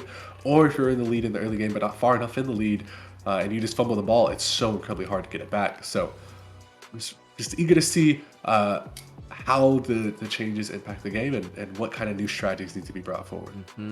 Specifically, who's gonna get handed those bans in this first set, this first round? I mean, I would not be too surprised if Galley did take a couple. I believe his Victor has been something that's quite threatening in the past, but the Vayne gonna be the first one taken off. Something I briefly mentioned about our scaling champions in last game, but yeah, something that I've earned has played before. I believe that is one of those proficient champs he's at. So yeah, just get rid of it. As little shout out to last week, Twitch is gonna be ban Lawai next to meet the bench, and yeah, they're taking their time with this one, really thinking this through, really processing what needs to be gone, what is priority, and should not be allowed in this league. I mean, you got to think about it too. Some players approaching it with the, I don't want to say this too much because it isn't true for all, but a bit of solo queue mentality where you are playing the champs that you are most proficient at, your best champs, and unfortunately, when teams go out and scout you and the rest of your players, some of those big ones tend to meet the mark and unfortunately end up on the bench. So I think that's what we're seeing a little bit of right now. Yeah, it's very hard to do scouting on an amateur level. You need to really know the sites and where to go and how to find out that secret, information and customs, and really have to dig deep to find what the teams are actually playing and not just go off of solo queue stats. Because if you're able to find what they're actually playing, you're able to build real game plans, not solo queue strategy game plans, right? So really, really hard to find that correct information. It's not like a pro play at all in that sense. So you just kind of have to go with it. And if they see an Alawi, they don't want to do with an Alawi, got to get rid of the Alawi. So we'll also see the Shaco go away, another one of those solo queue champions, a Talon, which is also a solo queue champion, but a fairly strong one. He's actually, I think, hovering around rank 3 or 4 on the solo queue ladder right now. So he's a decently strong mid laner. Jinx get taken away. Still a strong AD carry if she's able to survive that really thoroughly weakened early game. So what does the Bandits first pick? Something flexible. Maybe Trundle would not be terrible here right now. I've seen a lot of B1 Trundles due to that flexibility. Usually ends up in the jungle anyways, but Cassiopeia! All right, Twin Fangs for days, Conqueror stacks. Can we see lots of that? That is definitely a strong pick to start this one off. Yeah, but it's a super countable one, right? Like, regardless of where it goes, you feel very comfortable picking one of her worst matchups into it in the mid lane. You have the, like I said, the Kiana is actually one of her worst matchups, right? I was talking a little bit about it earlier. The Talia is super strong as well. Xerath, if you want to stand off of her, and that's just in the mid lane alone. We're not even talking about the top lane Rumble that can come through, right? A few different other champions, and Galvanakis, he can play the Victor, which has a positive win rate into her. So they have a few different options for what they want to do, but pick up the Ezreal. I'm kind of already seeing Cassiopeia's worship matchup, which is the Zoe, right? Zoe, Ezreal, already a huge poke comp, already a huge poke core that you can start building the rest of your game plan around. Bandits might have made a huge blunder if they give open too many options, but it's going to be the Soraka coming through for the Gators, so they're not going for the Karma. It's going to play it still safe a little bit, though. Still decent poke, still able to keep your range from there, and of course the Soraka, he is just it's a lot, right? Silence into a root if you end up getting caught in that one. So it's not too pleasant, and really something that is going to slow down a Cassiopeia charging at you with those Twin Fangs from really doing any more damage. So yeah, I think you're right. Lean into the poke, right? You want to keep your distance from this Cass. You do not want to have an all-in comp that gets caught up in that miasma. So let's see if that is going to be the case. Tristana is next locked in for Bandits, so we're looking a little bit more for engage here from the Bandits. And I know with Amato switching down to that bot lane, there is that potential for his Nautilus to come out, something he has played many times before. I believe last split too, when he was maining support, that was one of his staple picks. So right now I think that'd be a nice pickup for them in B3. But that is second Nautilus. That is like the cousin of Nautilus. Told you, good for peeling, good for engaging, but damn, Arlen, you called it, and she's gonna be here. Talia locked in for the Gators. I would have loved to see the Zoe. I think the Zoe is insanely good here, but I also love the Talia because now all of a sudden Leona can't get into the fight as easily. Cassiopeia is losing the lane. She did get shoved in so incredibly easily. She has no real way to get out of the Talia W except through flashing, and Tristana can't even use her jumps quite as freely anymore, and that's the only way she gets on top of an Ezreal, right? An Ezreal with a Soraka. It's so hard to shut down the team of the Gators just from their first 3 picks. With the Bandits 3 picks, it really has to come through from their jungle, from their top lane. And I just don't know if they have the champ pools necessarily to do that. They really need to come up with something crazy to kind of beat up this Talia in this early game, get this Cassiopeia out of lane, or they need to have a winning top side with the rest of the draft. And with them focusing down the jungle pool a little bit from the Gators, I think they kind of read that strategy. They realized they can't let them get any sort of snowballing picks. So there goes the J4, there goes the Hacker. Yep, targeting a little bit more of those top lanes. So looking into that sub coming in, Black Jones 88 is going to be taking a few bans too. That Orin, I mean, it's just a staple, especially for, it tends to be the case. Not always, because I do like it when subs come in and they do some nasty stuff like we saw on the Twitch last week. But usually going for something a little bit more safe. So that's why we see Bandits, taking off the Orin, potentially another safer top lane. can be taken away here as well to kind of reduce that comfortability. But that's a big beefy boy taken off the map. So no Darius going to be locked in here. I would think, with your mid and bot lane locked in, you go for your jungler now, get something that's going to be comfort and counter for your sub coming in. That's not a bad choice for what the Gators are doing, but have a flex instead. Trundle makes it all the way down to R4, and it's still not a guarantee of if it's top or jungle. Yeah, and although we have seen again, Melly G absolutely decimated Trundle just today, so they have to be a little bit careful. But either way, Trundle, not too bad here. You just stick him either top, you stick him either jungle, and I think he serves kind of the same role. If he goes top side, obviously he becomes more of a split pusher, but if he goes into jungle, he becomes more of a ward, right? He kind of keeps them at bay. He uses his pillar defensively. He uses his speed boost to get away from the enemy team and kind of disengage, kind of play a skirmish, while you have a Talia, while you have an Ezreal that just poke away and beat up, and you have Soraka healing him the entire time. Rammus getting picked up here. Yeah, that's one of the few ways to get through Talia. Talia's stun is just by moving fast through it. Yeah, just move fast through it. They heard it. They're like, you want speed? You want speed? I'll show you speed. Yeah, that's something I did want to mention too was Talia's level 1 ult is effective, but it's tiny. It's a lot tinier than some of you who may have last time seen Talia may remember. So can the Rammus easily get around that level 1 wall? Sure. As it gets going, it is going to be a lot more tougher to actually get yourself around. But depending what runes we see, we saw the TP Ignite Fiora possibly smite Ghost Rammus with speed. I don't know. We're going to have to find out. Orianna's the final lock-in here for the Bandits. A nice, safe control mage mid lane who does a crap ton of damage, but also makes me question, where are these champs going? Who is going top? Is that Tristana top? Question mark?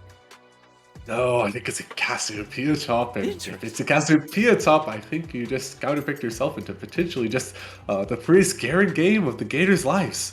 Garen absolutely decimates here, and I don't think it's unbeatable, but Urgot's not a bad option. I like it. All can do quite okay into Cassiopeia. She does have the range advantage, so he does get shoved in early, and if he's not careful about dodging the Qs, he can really lose the lane. But other than that, he could do quite a bit of work on Cassiopeia, especially if he's able to get a Trundle pillar to slow her up, not allow her to maneuver around. And this one's looking a little bit rough for the side of the Bandits. I think I'm more in favor of the Gators, especially since Orianna still kind of falls into the same trap of Cassiopeia, relatively low immobile mage into the high burst damage of Talia with a stun with a Trundle. Orianna is very easy regank territory, but they do have a very easy way into the fight, right? Rammus Ball, and that's probably a really good way to pick off a single target or multiple. I feel like I'm having a little bit of deja vu because I've seen something similar to this where you pick a Trundle, you add a big meatball, in this case the Urgot, and then you just throw a bunch of poke behind it, which with Ezreal, Soraka, Talia, you're going to be firing off some decent damage, especially once we get to this mid game. So I think that's going to be really, really powerful. It just becomes a question of, can they interrupt those two meatballs coming at you? Yes, you've got Miasma. That is a viable option. You've got Shockwave as well, too. But for how long can they sustain the poke will be an entirely different question, Arland. Yeah, that's the issue. They want to get into the fray because they have to realize that they're the ones getting poked out, right? This game is not fair for them in the terms of poke department. They don't have any poke. They have to use all their tools to get in. And if any one of them get messed up by really good Talia E, really good Talia knockback, Ezreal just being Ezreal, kiting away from it, Talia or Soraka silence, and then Urgot and Trundle just being in the way, Bandits will never win a fight, right? They always have to use everything all at once to go in and try to burst out one person, but they have too many tools on the side of Gator just to kite back and then re-engage. Their re-engage is a little bit rough because it's more of just a run at them composition, and that really does get stuffed by the Cassiopeia, but if they win the disengage, the re-engage, I don't see it being that difficult to get through the Cassiopeia Miasma. Yeah, because that's essentially, Bandits want to be the ones pulling the trigger first. They want to be the ones engaging first, finding those picks. But yeah, once that CC's blown, once those ults are blown, once the Miasma's gone and you don't have it up, the re-engage, like that needs to be seen from the Gators. They need to be ready to go back and ready to fight back. And I think, especially a lot of those times around those Barons and Dragons, right, when we see those dances happening, when those teams make the call, as long as they can keep themselves out of that main engage with the Talia wall, I mean, that's going to be fantastic. You just cut the river in half and say, sorry, try again, or we'll be ready to fight once all your stuff's down, this dragon's up, and now we're going to be re-engaging on you big time. But we do have the actual lineups for this. It is, you are correct on that, Cassiopeia in the top lane for Mighty McChunky.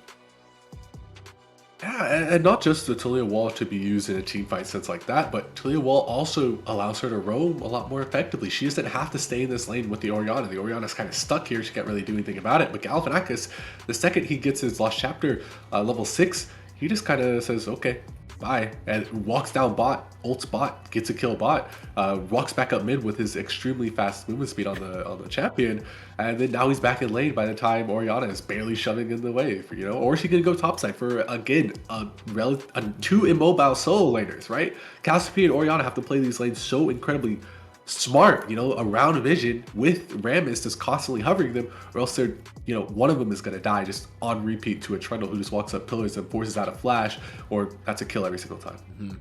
I will say this though, on my radar is going to be these early levels coming in from the Bandits bot lane, considering I went up against the Tristana Leona today. Got my booty slightly handed to me. It's a lot, that level 2. Oh my god.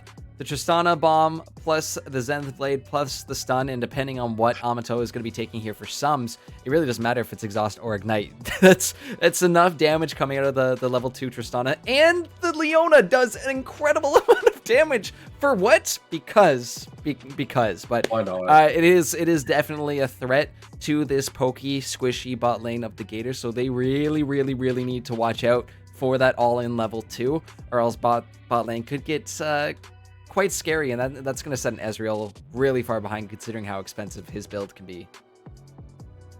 Yeah, absolutely. Well, we say expensive Ezreal builds, right? You know, there's still very cheap Ezreal builds floating around. You just have to know where to get them. You know, you gotta go for black market deals for the Duskblade Drakthar, right? The Prowler's Claw Ezreal. They're out there, but yeah, we're probably gonna be seeing something more like a Divine Sunder, Triforce, maybe even a Crown of the Shattered Queen. So it's been a while since I've seen one of those come out. It kind of stomped that one in the ground. Yeah, it's the reason why it's not built anymore.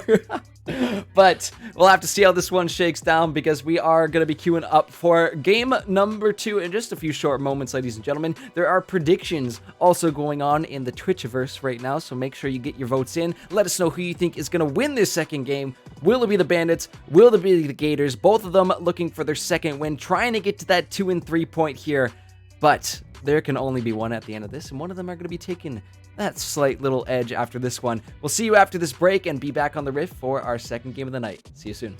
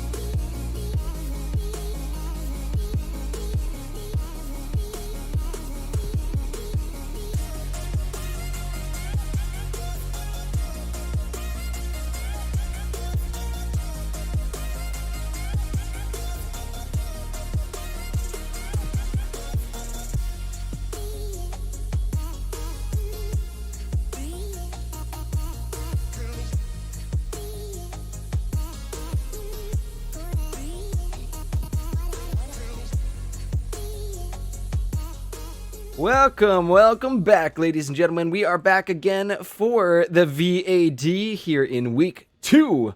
It is going to be Bandits versus the Gators here in our second game of this evening. And you can see there in the top lane, Mighty Mick Chungi, followed by Grunty in the jungle, Freya in the mid lane, Azane Flare, and Amato in the bot lane. Over on the red side, you've got Black Jones 88 on that Urgot, Bring the Pain on the Trundle. We've got Galifianakis on that Talia. I've earned this win. Ivern sometimes messes me up, but it's all good. He's on that Ezreal, and Starclaw, formerly Kaiser, on the Soraka. So we've got our lineups. We've got both these teams lining up in a nice 5-point defense, so nothing too crazy to start this one off, but I've got my eyes on the spot lane for level 2 Arlen. I've got my eyes on the level 2 Trundle with the lethal tempo for those early ganks. Yeah, normally when you see a Trundle jungle, you usually do see the press the attack come out. So interesting enough that we get the lethal tempo here, but if you're able to find use for it, if you, like you said, in that early game, really get it going, it's definitely just going to be able to slap around Grunty here. But you have to realize Grunty's not going to be as much of a meatball as you want him to be in those team fights. So I just really want to see, like you said, focus on the level 2s, and we can see how the level 6s work out. But please act on your power spikes, and you'll have a much better game than they did the last time. I'm still remembering that faintly. What was that? 10,000 gold at 12 minutes or something crazy? That was a lot to deal with. So I mean, it gets a point, right, mathematically, and what we can break down those numbers, but it gets to a point where you can be like, okay, it's you don't want to give up, you don't want to just surrender on that one, but there are some points where it's like there aren't any other angles into this one, but it's early. There's lots of angles for both teams to kind of find their way in this one. Both teams that kind of have those certain power spikes. And you see McChungy is... we talked about the Twin Fangs, but it's a level 2 that is hitting the spot lane. I've earned this win is in. The Tristana bomb is down. The heal is popped. Is it enough? It's first blood going over to the Bandits. Zane Flare picks up that one. And you absolutely called it, Girth. It was absolutely right. You have to go in when the Ezreal doesn't necessarily have... what is it called? Flux, I think it is. He either has to flash the Leona E, or he has to flash the Leona stun. He has to get out of there ASAP. That was a really late flash, so he wasn't able to flash either, and ended up dying for it, lost his life. And then all they had to use was the ignite. That's something that they can do on repeat if they only ever have to burn one spell each time. But we see both junglers in the top side of the map. They both somehow have missed each other. Here comes Grunty. Flash going to be popped from Galifianakis, and I think that is all that is going to be exchanged for now. But I love the fact that we see them looking for it earlier, and Scuttle is immediately up, so Grunty is making some nice rotations here. Nothing to be found on that top lane, though, for Pain, other than his Krugs, because McChungy went back for that early back. I think picked up the Dark Seal as well, too, so that is quite a spicy start for that top Cassiopeia. Absolutely, and even though Black Jones does have kind of halfway to the setup that he needs to have to sustain this lane, he does have the Doran Shield. He instead took Bone Plating. He didn't actually take a second wind, so he's really lacking in terms of that sustained HP department. So it's gonna really hurt to just kind of keep playing out this lane as the Cassiopeia gets more and more damage. But here's that early gank I was talking about. That's what we were looking for. Early Trundle ganks here. Twin Fangs trying to kite back, bring the Pain. Takes a chunk out of him too, but now with a fully stacked Conqueror on the Cassiopeia, probably the time you want to say, okay, enough's enough. We'll back on it off. We'll take the flash, and I'll see you again in 2 minutes. And that's what you need to be doing with the Trundle. You need to be using him early, even if it's not necessarily perfect jungling, even if it is sitting jungling that he's ganking with Kebs up, he needs to be moving and doing stuff faster, right? He needs to be doing things more than the Rammus. The Rammus can sit back and wait till 6 before he does something, but the Trundle needs to be moving things around the map, starting at level 3, starting at level 4. He needs to be doing things, and especially on these, like I said, immobile solo lane mages. Good stuff for McChungy. Maybe look for regank top, look for that dive now that you have your HP bar back up, or go mid, try to blow Freya's flash, get the teleport out of her early, and really secure the lane for Galifianakis. They need to do something, or else, that one kill in the bot lane has already turned into 1,000 gold that can quickly turn into 2,000 and just balloon from there. And take a look at what's happening on the bot side of the map. I really like this too, with engaged supports like Leona, knowing that Tristana should be okay versing an Ezreal and Soraka. lot of early vision pushed into this side of the Gators jungle, right? And it has now just enabled them to start up this early Infernal. It's going to be a little extra damage in their pockets. And I think they would have saw the Rammus make his way up towards that blue buff pit. But yeah, nothing to really be done about that. No rotations in time going to be available. So early Infernal here for the Bandits. So they've set themselves up quite nice. And it will not be another Infernal. No, it will be a second Hex Tech once again. Interesting. Unfortunate. I really do like the Hexx Soul. I think it's the most busted soul in the game, right? It is the best one, right? It literally combines the idea of Infernal with the power of what was the word? The power of Cloud, right? Like it combines like both of those mixtures at the same time, but that's level 6 reach in the top side. That's a solo kill. Here from beyond, death gobbled up and gone. It's gonna be a solo kill for Black Jones 88 up top on that Urgot. That's a chef's kiss right there. Absolutely beautiful. That's what you want to see. So we get a quick little gank on the bot side, but I don't think that's ever happened. Great little buffer. But right there, we saw what happens when the immobile mage doesn't have flash. Black Jones hits level 6, goes in, kills him. That's what's going to happen on repeat while this flash timer is still down. And then Bring the Pain just walks back top again and does the same exact thing all over again. Or this time they go in the mid lane. Either way, he needs to be constantly spam ganking these lanes and forgetting about his camps. He needs to be sinning like crazy here. LS needs to lose his mind at this gameplay. But this is the gameplay that is going to be winning him this game here. Otherwise, they're just going to allow two very strong late game mages to scale up for free.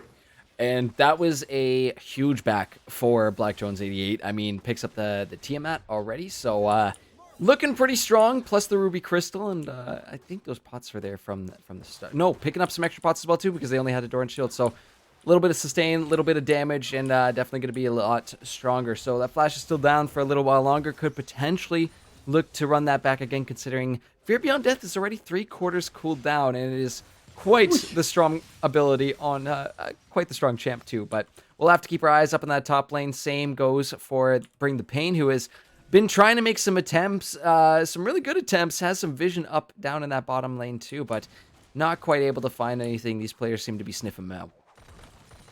Yeah, and you know, I just want to highlight one little thing here as we are waiting is the overinvestments in pots coming from Black Jones. You know, that's 150 gold that he put into the pots when he doesn't necessarily need, you know, all that. Maybe 100 gold, I understand, but you know, what about your control boards, right? You know, you need a few more of those around your map. You need to really start pushing them forward aggressively, especially with the way that you're playing. You know, you're constantly pushing into it with a team at. Why not put that control board down in their jungle, and you can start to vertical jungle with your own Trundle. Right, and he's supported very well from the mid lane with the Talia on Galifianakis on this Talia here. This is a strategy that could work for him, but I understand why he would go for it. It's a little bit more safety. You know, you can have those pots ticking during a fight and really just looking for it. But a fight we will have as McChungy. Yeah, they're going at it once again. It's going to be a Petrifying Gaze pop. Twin Fang still being used. That's a lot of damage coming in from this Conqueror. And Mighty McChungy just needs one more, but will not. Chasing the jungle does have Grunty there and simply will taunt the Urgot in and clean that up. Shockwave was used in the mid lane. Galley is looking really, really rough there, but thankfully makes it out to safety instead. Bandits up a little bit, up about 2.5k gold. No, 1.5k gold at just under 9 minutes here. It is quite the nice lead, but this was another thing I wanted to talk about was who was going to be going to this Herald first, considering both these teams have relatively good siege comps, right? Either ADC can do some great damage to the tower. I would say a little bit more for Zane Flair's Tristana, but either way, that Rift Herald is going to be powerful in either of these teams' hands. So let's see if the Gators can even things out a little bit with Shelly, who they might want to send to this top lane, but ooh, let's keep our eyes peeled on this one, Arlen. Yeah, as Amato flashes in. Oh yeah, more fighting in the bot lane. Starclaw's got the bomb down. I've earned this. Wayne stunned up. Oh my goodness, Set's looking a little sketchy there. The heals were popped. The exhaust was popped as well too. So multiple summoner spells were used, and up in this top lane, Gators really starting to send it back. Cassiopeia going for the back, which leaves Grunty all by himself to try and defend this one. Try and clear out this Rift Herald, which he should be able to do as long as Shelly, turn around. Turn around, Shelly. All right, there we go. Clears it out, no problem. But it is going to be some nice plates up there for Black Jones and Pain to split together. And now we will part ways until some of these alts come back up. It is 30 seconds until this next dragon, so I'm expecting we're going to start to see some of those team fights that we were chatting about earlier in this draft, unless we have a fight breaking out in the bot lane. Zenith Blade, Solar Flare down. See you later, Starclaw. That is the power of Tristana Leona. And then in the top side, again, Big Chunky's flash is blown the second it comes up. So, yeah, that's what I wanted to see in the top side. But in the bot lane, they are playing this so incredibly well for, a duo that should get really, really poked out by the Ezreal Soraka. They should be super, super safe to just do whatever they want. But the Tristana and Leona showing off the power of their damage, as Bringing the Pain has waited a long time up here, so it's going to be a 2v2. Yeah, here we go. Grunty was spotted on that ward. Petrifying Gaze will come through. And Bring the Pain taken down, but Fear from Beyond Death will be able to scoop that one up. 1-for-1 up in that top lane. We're not over yet, because here comes Freya in with that Orianna. The ball on the ball. Ooh, Weaver's Wall going to be used as well, too. Interrupts just slightly. But Black Jones, he's got no mana. This is going to be rough. The smite was even used for that fight as well to help pick up that kill. And Galifianakis all by himself. True Shot Barrage does a ton of damage to Grunty. Ooh, the taunt as well too, but not quite able to find any extra. Comes very close to picking off Freya and Grunty, but another lovely, lovely play in the top lane from the Bandits. Yeah, the Bandits are just able to really just outplay their opponents across the board. They are just... Orianna's roaming before Talia, right? Like I said, everything's just kind of reversed in this game as Amato gets caught out a little bit, but I don't really think they're in danger of dying here. They're just kind of stunned, trying to walk away. But like I said, they're just really outplaying them in lane. Like, none of these lanes should be going theoretically the way they should. The Orianna shouldn't be able to get as much an advantage in to Talia as she's being able to. She shouldn't be able to roam first that easily. I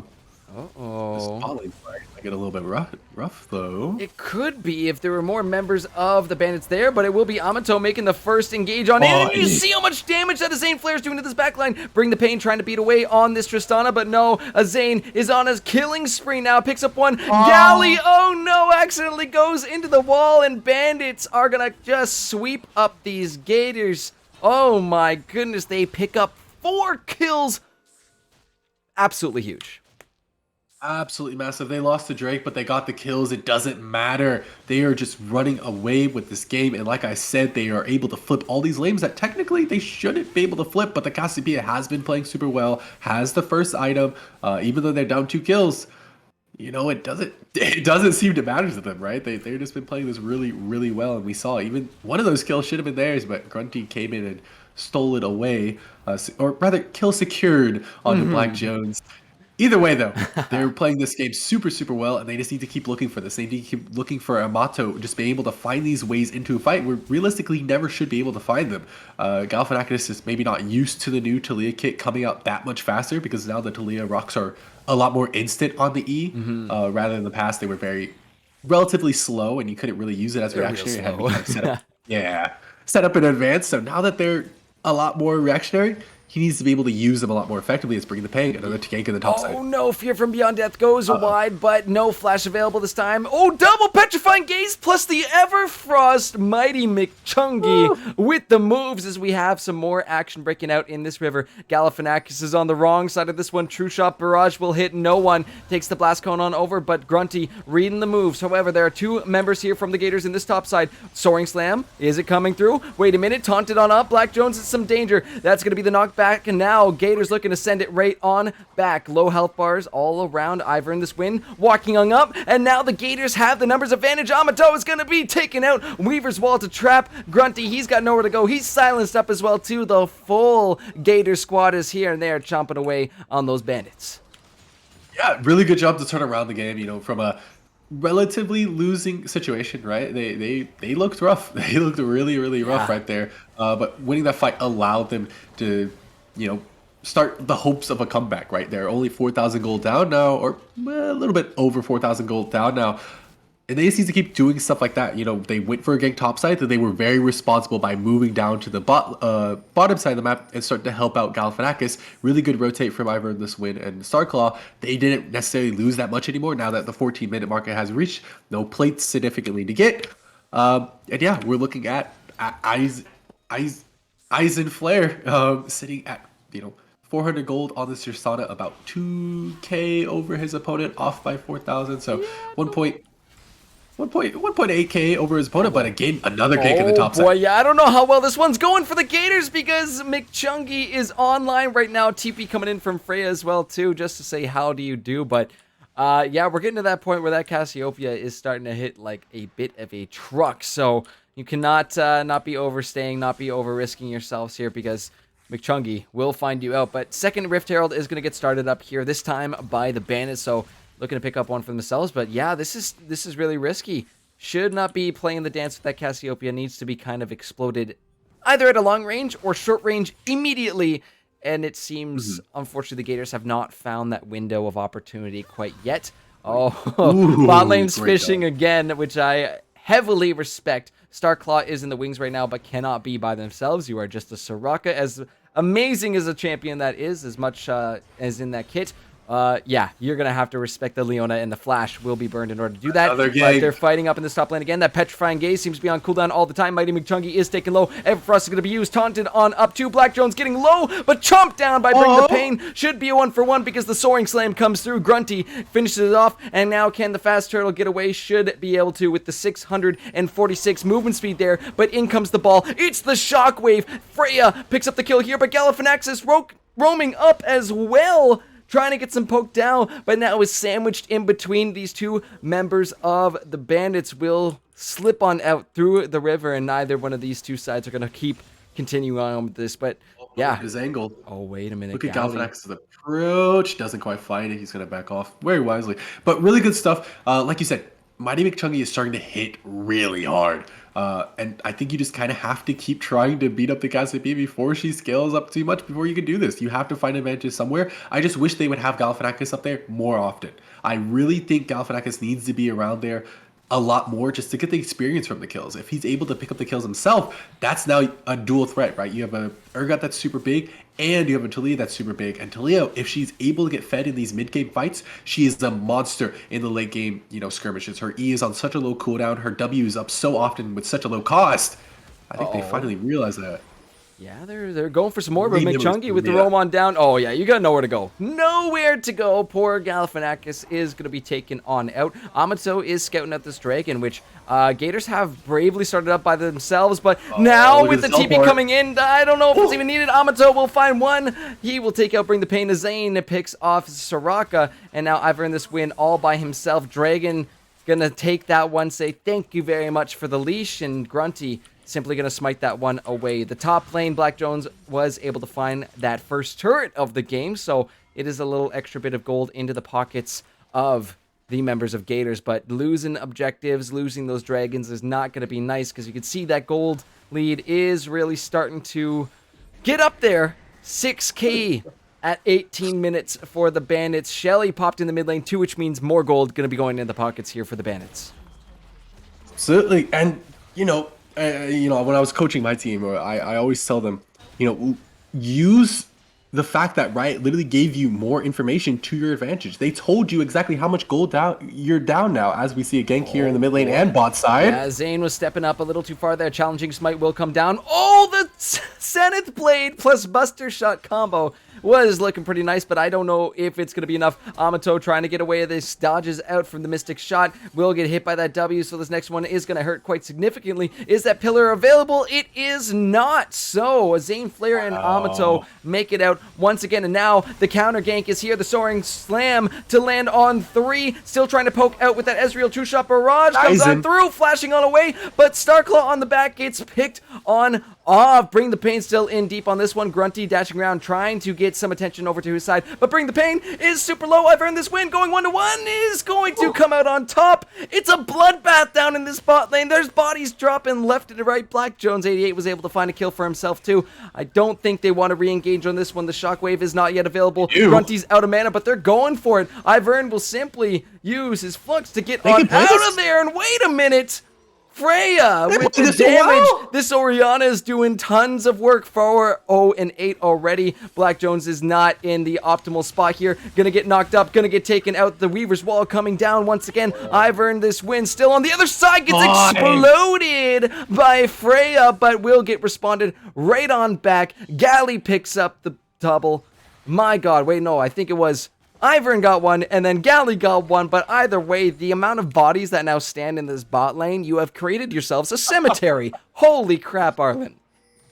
Oh, absolutely nuts. How let's break this down from the start. Let's go from the start. So, number one, in the mid lane, they were, looking for a gank on the Galifianakis. He gets picked up. That's a great little pick. And they were able to kite away, Aizen and Amato away from the little scrum that happened towards them. And they kited back super well. And they saw their opportunity to re-gank this. Grunty said, hey, I'm coming with Freya. We can do something. We can play this super well. We got blue buff on the Orianna. She can play this for as long as necessary. And they went and did that. And they played it super well. Juggling aggro of multiple members, playing it, using their spells generally correctly. I think the only person who may have misplayed just a little bit too much over there, going over the limit was Aizen. He kind of went in on the Ezreal when Ivern this win had the exhaust up. So that really nukes the Tristana's damage. She can't really play the game when exhausted. Super hard for her. So rough from him, but everybody else I think played super, super well, super precisely on that knife's edge.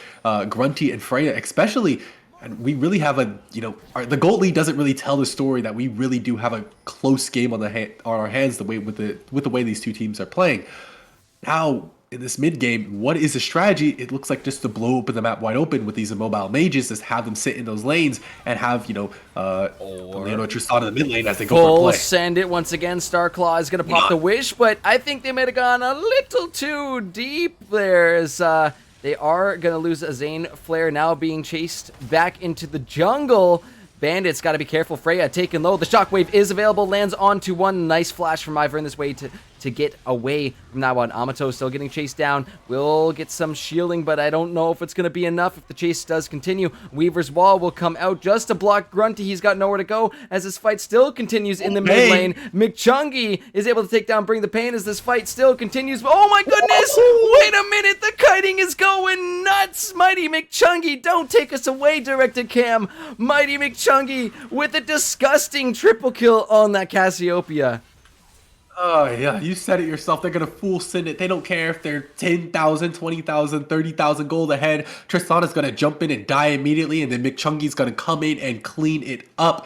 Bad positioning to start for the Bandits. There's just no way around that, but they were able to get out and get to the Cassiopeia, who is extremely strong off of the soul lane farm. She uncontested realistically for, that entire time that bot lane fight was happening, and Galifianakis is too weak to really deal with Grunty at this point. His build has not gotten online yet. It's not kind of there to deal with the threats he's gonna be hitting. He should have a build kind of centered for that, and it's just not there yet. So they just don't have a lot of damage for their team, even if the Tristana is willingly running into you guys and just kind of inting. They're going at it again. Bring the Pain is by himself, gets a lot of his health bar gone missing, but TP comes in from Mighty McChungy. So yeah, Gators are going to be on super defense right now, but no, Starclaw caught completely out. Is going to be super dead. Bring the Pain is going to be next because you got the entire Bandit squad jumping on you. Full send all the way. This is what we were looking for from the Bandits to try and get their comp running. This is exactly what they want to do. Get in your face, get it done, and now they've got themselves the soul point. So one away from claiming that Ocean Soul, and Gators are running out of options in this one, Arland. They really are, and it's so weird because they were there first. They were at the Drake first. They had the setup first. And they were poking. They were doing what they needed to do. They had Galifianakis poking away. They had the Ezreal poking away. They had Starclaw poking away, but they just kind of gave up their positioning. They allowed them to walk in, and then Starclaw was out positioned because they weren't notified. Apparently, as this Baron is down to 6,000 HP, half HP, I don't think there's going to be a contest besides an Ezreal ultimate because Bring the Pain has just gone back up. So, yeah, that's a very free Jake for the side of the Bandits here. And they're just kind of doing whatever they want. Like you said, they're just able to full send this game because the side of Galifianakis' squad, they're just not able to group up and play their playstyle. They're not able to poke. They're not able to heal with the Soraka. They're not big enough on the meatballs, like you said, for them to be. They need to go back to the oven, quite frankly, to cook up that little bit more. But there's no time for that. We don't even have first item on the Trundle. He's so far behind because at an early Tiamat buy, he wasn't able to farm effectively. And at this point, it's too late for him. It's way too late. This Trundle is pretty much a dead man walking. All he can hope to do is ult Grunty every single time. because realistically, he's getting popped immediately afterwards. And look at the gusto that these bandits are playing with. Amato looking for another Zenith Blade. Will get in there with the flash and Q, Black Jones, but it's not going to be enough follow-up after that. Miasma even burned as well. So Gators got to be on the defense here because, again, both these teams we were talking about, the siege capabilities are quite strong. But, oh, Freya gets a chunk of health taken out of them. That turret's going to be low. Wait a minute. Where did Starclaw just go? Mighty McChungy pulling the moves, making it happen, taking a few mystic shots as well along the side, but it's the dance for this mid inhibitor tower in the Gators base that Bandits, they have that Baron buff, they've got the power, they've got the damage, Solar Flare comes through, but thankfully Ezreal has got his E to get on out of there. They're not done yet though. Not at all, because Black Jones having to dash on back. Look at the soaring slam. Galifianakis will flash out of this, but does catch, bring the pain. This tower is going to be gone. The inhibitor is now exposed in the mid lane for the Gators as Freya takes another mystic shot. Ooh, True Shot Barrage bringing some health bars real low, and Bandits might want to reconsider if they're going to stay. That inhibitor is getting low. Bring the pain taken out, though, so they will, and finishing off that mid inhibitor will be a nice dent into the base of the Gators. Bandits now are up 12k gold, 11.5 if you're going to do the correct math on it, but my god, an incredible lead for them. Yeah, now they just need to slow it down just a little bit more, get their wave states correct, or they can find Galifianakis on the side wing, kind of full send, taunt up, Zenith Blade, see you later, tries to get the knock back, but Freya is there, the squad is here, and you can see this death ball has been quite effective once they assembled all together. This is becoming unstoppable, Ireland. Yeah, now they get the reset coming through. They focus all their efforts topside, and that is just the freest top inhibitor in the world. They've been playing this super well in the terms of like just full sending it, right? They're full send, like you said, just able to find so many advantages. They're just able to run them down, and it's just kind of on the side of the Gators for not really playing to their team composition. They're not, it's just that's the story at the end of the day. That's what I'm looking at. They're just not grouping and poking like they necessarily should be. We kind of saw them fight back at the siege. They were doing good, but then Starclaw gets picked and they no longer have any sustain, so they can't walk up, they can't be in the face of McChungy anymore because he just hits a simple Q and that's half your HP bar evaporated, right? So just a rough situation overall, and they just haven't been able to play this game since honestly about 10 minutes in this series, I'd have to say. Yeah, it's the snowball has gone in favor this time of the Bandits. Surprisingly, Blues, a lot of blue wins. That's something that we can talk about later on, whether it be tonight or next week as well too, after we get some more data. But there has been quite a lot of pressure on this blue side. A lot of wins seem to be coming from it too, which a couple splits ago you would have said red side supreme all the way, but seems this blue side, this Bandits are looking really good, and it really just goes back to the draft that they had. Both teams coming in with good drafts, but it's the execution of it is how it really goes, and Bandits are on point with how they needed to be executing this game in the early and mid stages. Now that we're at the late, they have set themselves up so perfectly to go ahead, win more and more team fight, and walk right into the base to end things off. Absolutely. So, yeah, it's just McChungy alone can really just pressure these turrets. He is so much damage, and the rest of his team can group up, grab the Drake, bring the pain, suiciding for the Drake. He doesn't suicide. Might get out the pillars there. McChungy is on the wraparound, but it's the Ocean Soul claimed here for the Bandits, so they're going to have even more sustain, even more survivability in these next coming fights. Fight Singular could potentially just be it. Amato still fishing. This one, I think. It could just be the next one, but yeah, Gator's going to try and hold on as long as they can here. Yeah, that's what I feel like they're doing. They're just kind of holding on by their fingernails. Not even fingertips at this point, just the very, very edge of your fingernails. So you can imagine how much that hurts. Oh, dude, that's actually a horrible mental feeling. Ow. Yeah. But yeah, it's a really rough thing to go at. They're up against, like you said, 12,000 gold. They're up against an Ocean Soul. They have no anti-heal across the board. Their damage is being nuked because you have Black Jones going for a tank mythic. They just now reached mythic on their Trundle. Their Talia is going for a Shadow Flame which is okay here, I guess. It's decent. And then you have an Ezreal Soraka, who, aren't the best bot lane, powerhouses. So yeah, super, super rough game, super rough game plan when it just doesn't come to fruition. So we're just looking at the spawn as we do get the bounty in the bot lane. They take that turret. That's a nice little boost to the economy.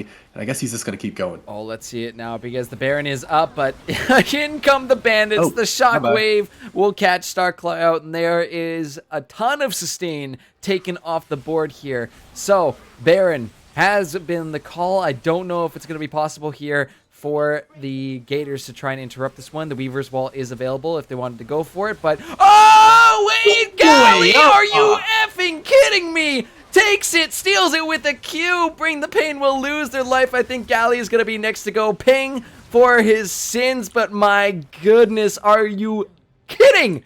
With a Q, Arlant. Let's watch that back.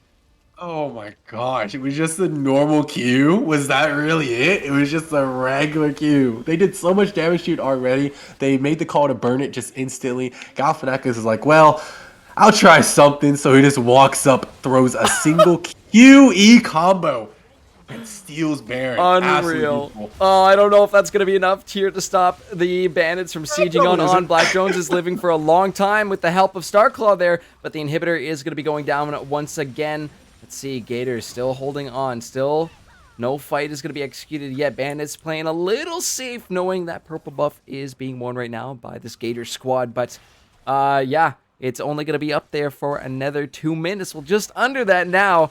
So we'll see if they're going to go for anything here. But in the wings right now, it's Grunty. Angle. He's got the Soaring Slam available. He gets a taunt immediately on the Starclaw, and good night, Soraka. Beautiful Zenith Blade is gonna go in. The Shockwave comes up a little short, but that is gonna be the knockback by Talia. Bring the Pain is in. Trying to find some sort of angle, but look at the backside of this fight, the Weaver's Wall. Yes, it will go through, but now you've trapped your teammate in a very small corridor with Mighty McChungy along the side. Galifianakis still trying to look for some damage onto Grunty, but no! Freya has got more of it. Grunty will get the final pit of damage here, but Mighty McChungy is on Ivern right now. This Ezreal is going to be going down in just a few moments. No, Ivern comes out on top.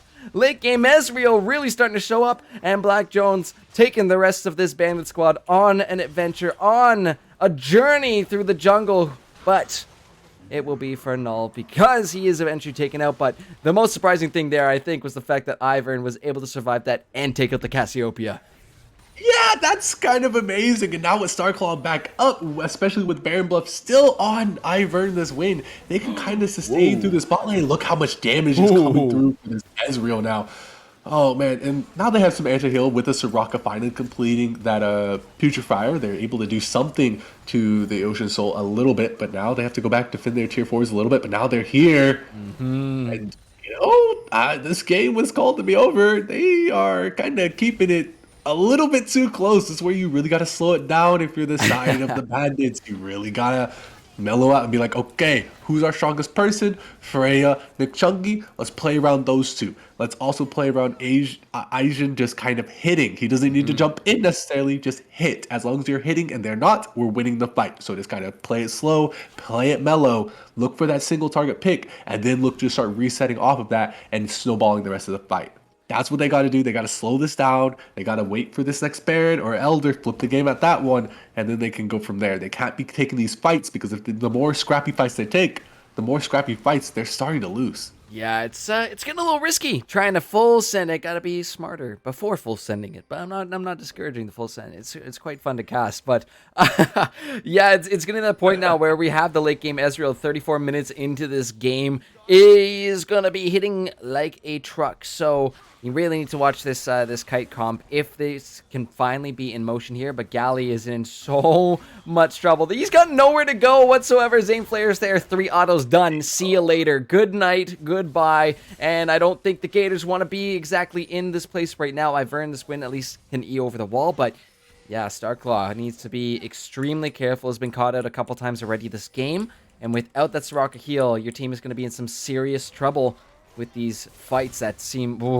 Oh boy, Oh, hold your look at breath. Here we go. The E comes Grunty. out. Oh, the dash is done, but not the soaring Sam. It's available. Plus the shockwave. That's the ball-on-ball comp. Gators are getting torn apart because the Bandit squad is here. They said, we've had enough. It's time to close this thing out. We just had a long game. Starclaw's gonna be next if they can find it. Yes, they will. Fast Turtles in. Bonk. See you later. Good night. Grunty picks up a kill there, and now the Bandits will look to close this out, push themselves to 2 and 3 in the standings, and take that lead over the Gators as they are on the Nexus turrets. They might try and get a couple more kills here, but oh wait, the triple knockback. You get 2 in the fountain. Galifianakis with an absolute quality knockback. Nexus is down to half, though. It's just about protecting this one. Can they hold on for this? It's going to be tight because they keep on fighting. Zane flares in. Galley goes golden. Nexus is still low. 3 bodies on this, and they do take out Galley. Bandits will claim this spicy victory.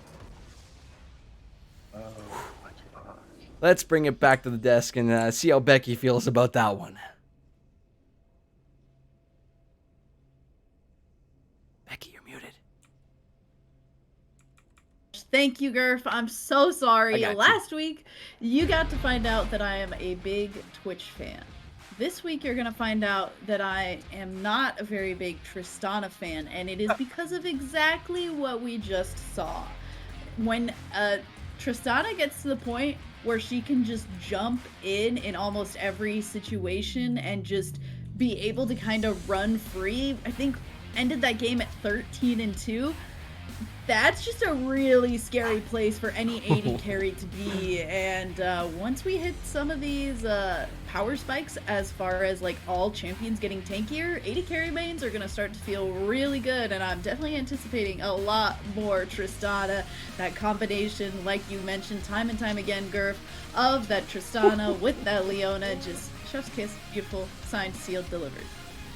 That was amazing, right? I felt the Gators there. You know, I thought they were going to go in, but maybe you should have analyzed that once I saw the drafts come out, because, yeah, there needed to be a lot of respect given towards that Leona Tristana in those early levels. And what did we see? Exactly textbook play. You hit level 2, you get the advantage over that Ezreal Soraka, who are not quite there yet, and boom, hit him before that Ezreal gets his E and can escape from those, or even scarier, bringing your Leona into turret range. But yeah, just really well executed by the Bandits. Really well done with the comp that they drafted around themselves.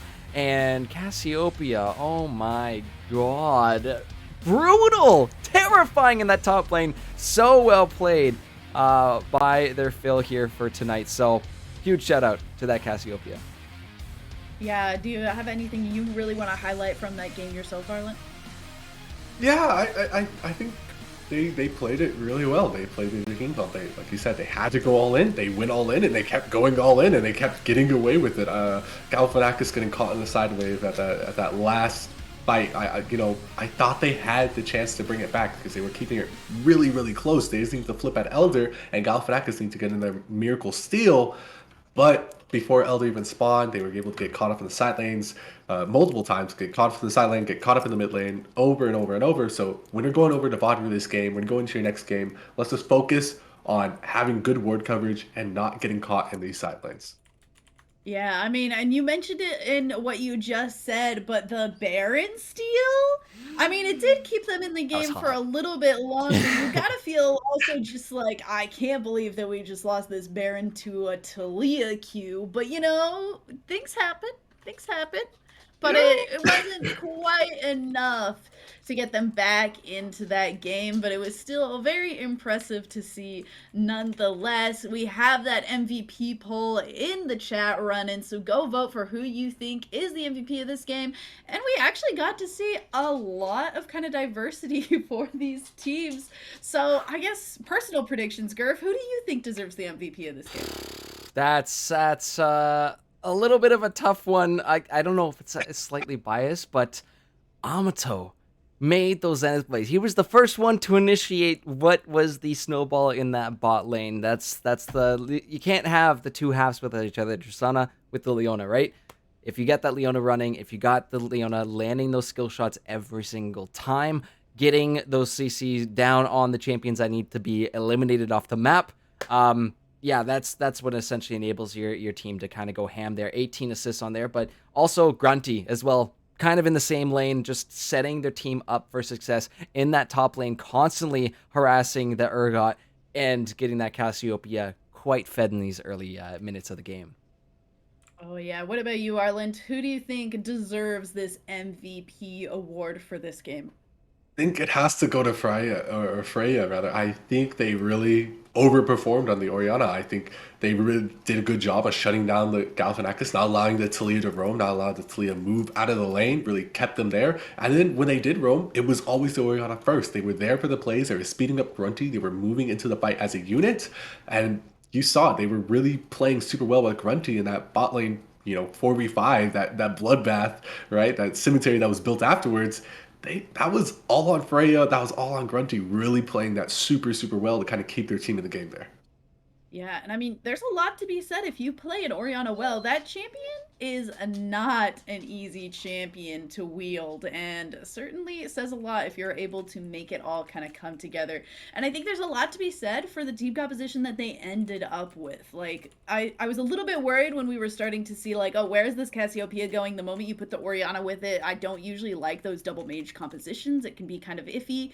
And I think that really just, like, Grunty being able to pick up that Rammus kind of, like, just perfectly like packaged it all together. You got the 2 tank engage, you got the beautiful follow-up engage that you can have from that Orianna. Freya did, as you mentioned, a great job of always being there and controlling that lane in a way to work with those other 2 tanks alongside it. And then, yeah, I mean, we got to kind of see Mighty McChungy do the same thing as well. Just did a really great job of just shutting down anything that could possibly be done in that lane. They both played really safe. They did a great job of just matching everywhere that they could and playing to their strength, which was this really strong team fight composition. As I mentioned, that MVP poll is still available, so if your opinion has altered a little bit based on the things that we've said and you haven't voted yet, go ahead and do those votes now. We've got quite a spread here right now, so we're going to see in just a sec who is going to take it all home.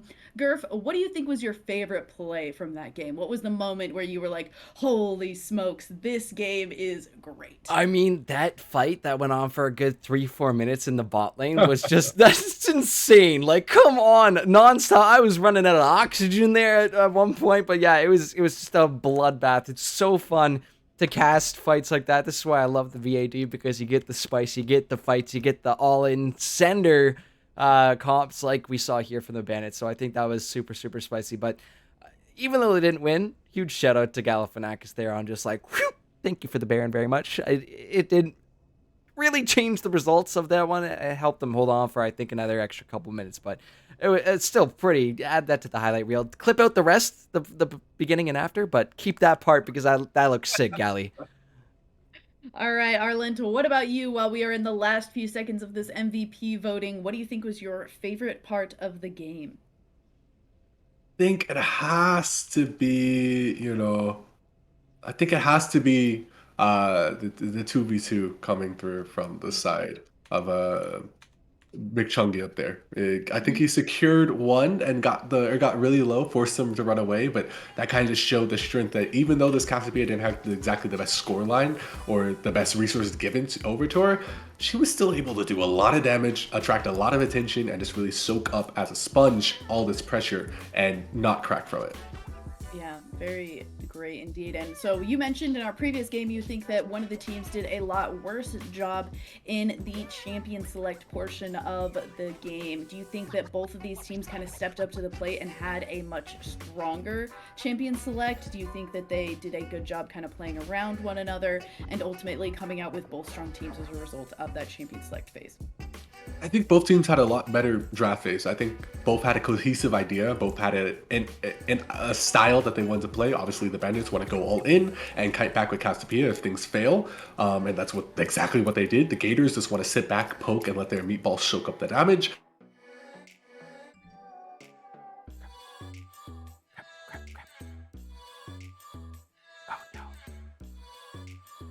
They group up, so they were never able to really fight as 5v5, and the one time that they were able to fight as 5v5, they were so far behind, it didn't really even look like a fight, just more of a slaughter as they were getting run over and steamrolled to end the game, or to grab the first Baron, I think. So really, really good drafting from both teams, I think, but the Gators just failed to play to what they drafted. I I couldn't agree more, and I do believe that our MVP voting is finished. While we have highlights from basically every single player on the Bandits, the chat has chosen, I believe it was Grunty, as the MVP for this game. 10-19, not normally a stat line that you would see from something like a jungler, but very beautifully showing up on this Rammus here. What do you think about this, Gurf?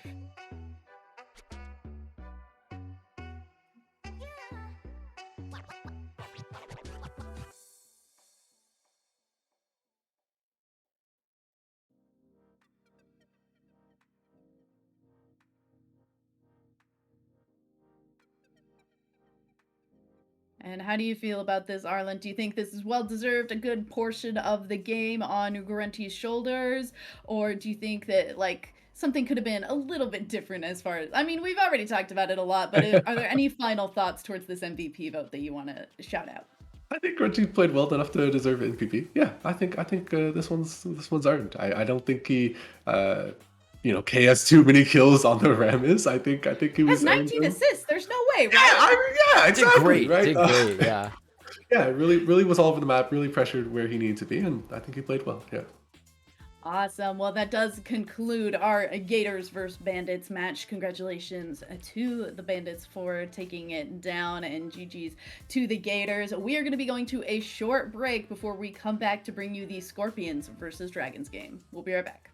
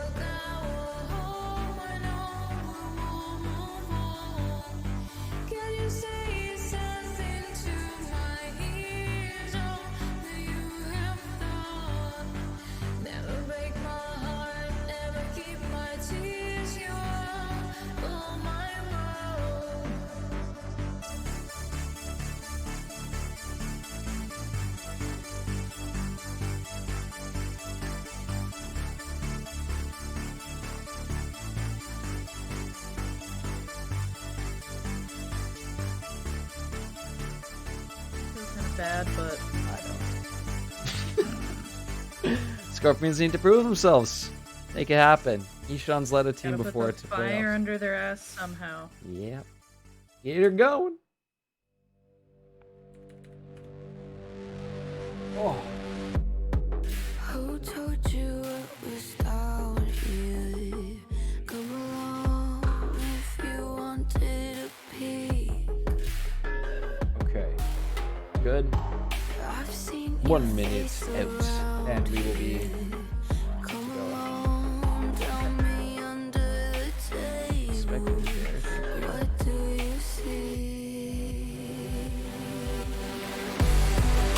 Welcome to the playground. Follow me. Tell me your nightmares. Still hacking your way, but I'm so excited. Sink into the I know. Reloaded. Oh my god. It's so good, like, so effing good with the first one. Good for them.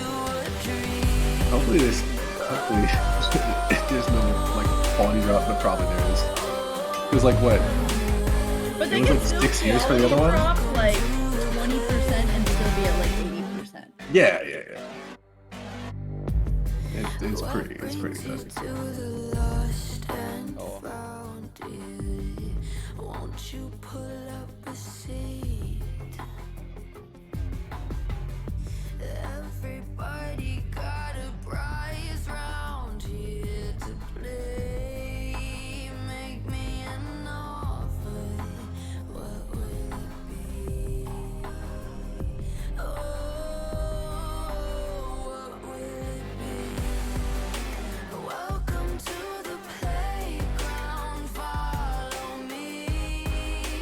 Tell me your nightmares and fantasies. Sink into the wasteland.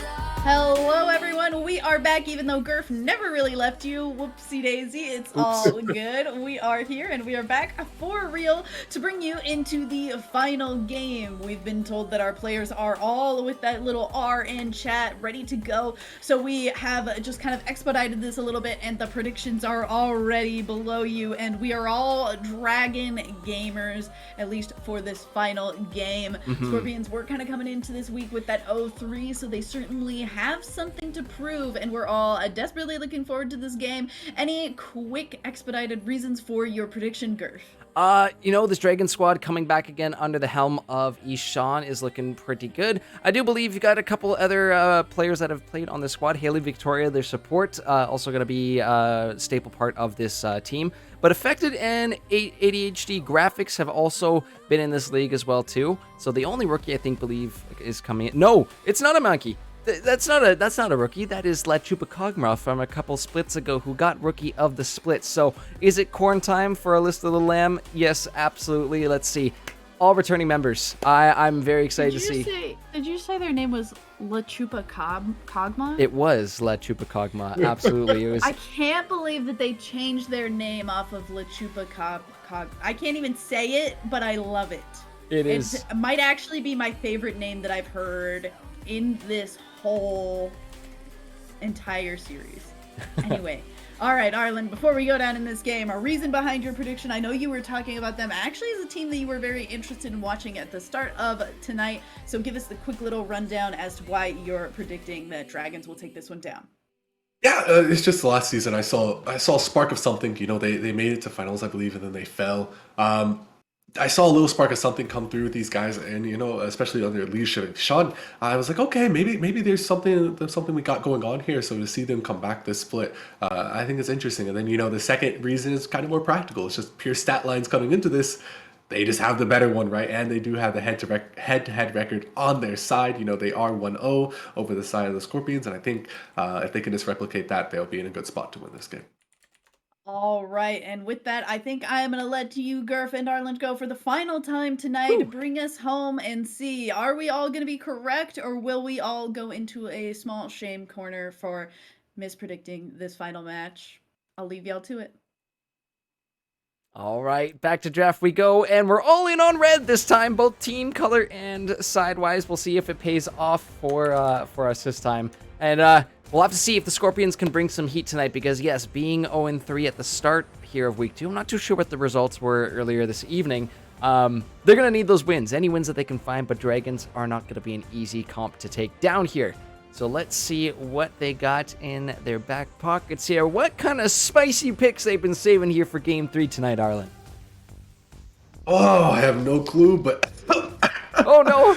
Hang on, brother. Sorry about that. I was not expecting the Zyra. That one shocked me just a little bit. The Vygar does make sense. It does make sense to ban away the Vygar. Super strong pick. We did see it come through in the first game for your friend. Arctic Cyanide. Their name. Yes, thank you.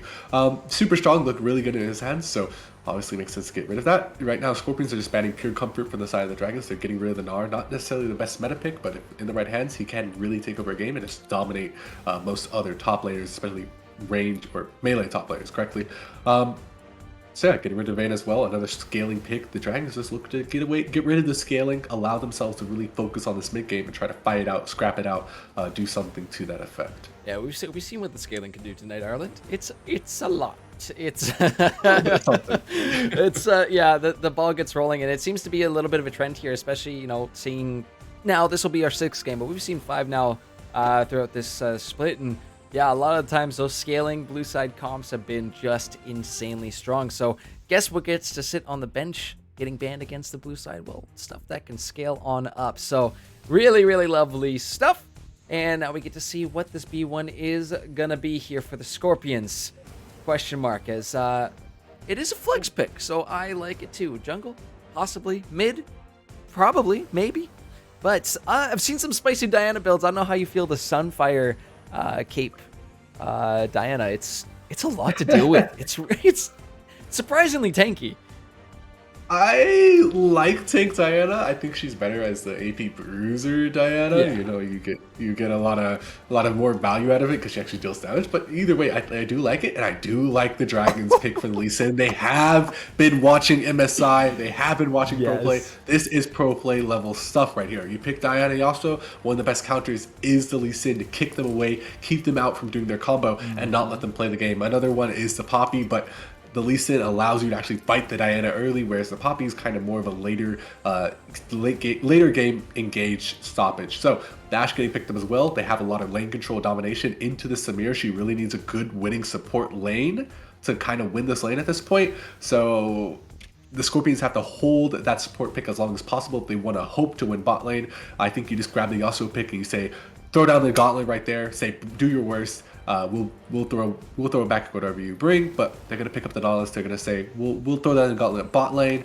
Now the Dragons, all they have to do is just counter pick that Nautilus, and I think they'll be in a super strong spot to win this game.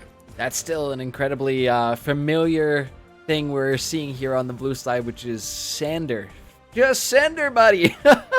But yeah, Diana, Samir, and Nautilus all want to hit the go button, all want to get in on the action, and I love the aggressiveness of this comp that has been procured. But the Rakan, slippery champion. I am down with the quickness. He's a great champ to pick up. It is, though, execution and timing of those abilities which makes him such a great utility champ, as well as mobility. He's got a lot in his kit, a lot that can save him, a lot that can follow up with the Lee Sin, as well as an Asher to make sure his team can finish up or follow up on those charmed enemies. But I think there needs to be a couple more pieces added to that can follow up on this Rakan's quickness.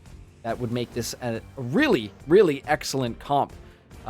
Both I think are looking strong right now, but what are the final puzzle pieces? We'll have to find out soon. Trundle and LeBlanc are going to be banned out as well, as we get those final 2 bans coming in for the night. And oh boy, more Send It comps, more action, more spiciness. That's what your boy likes.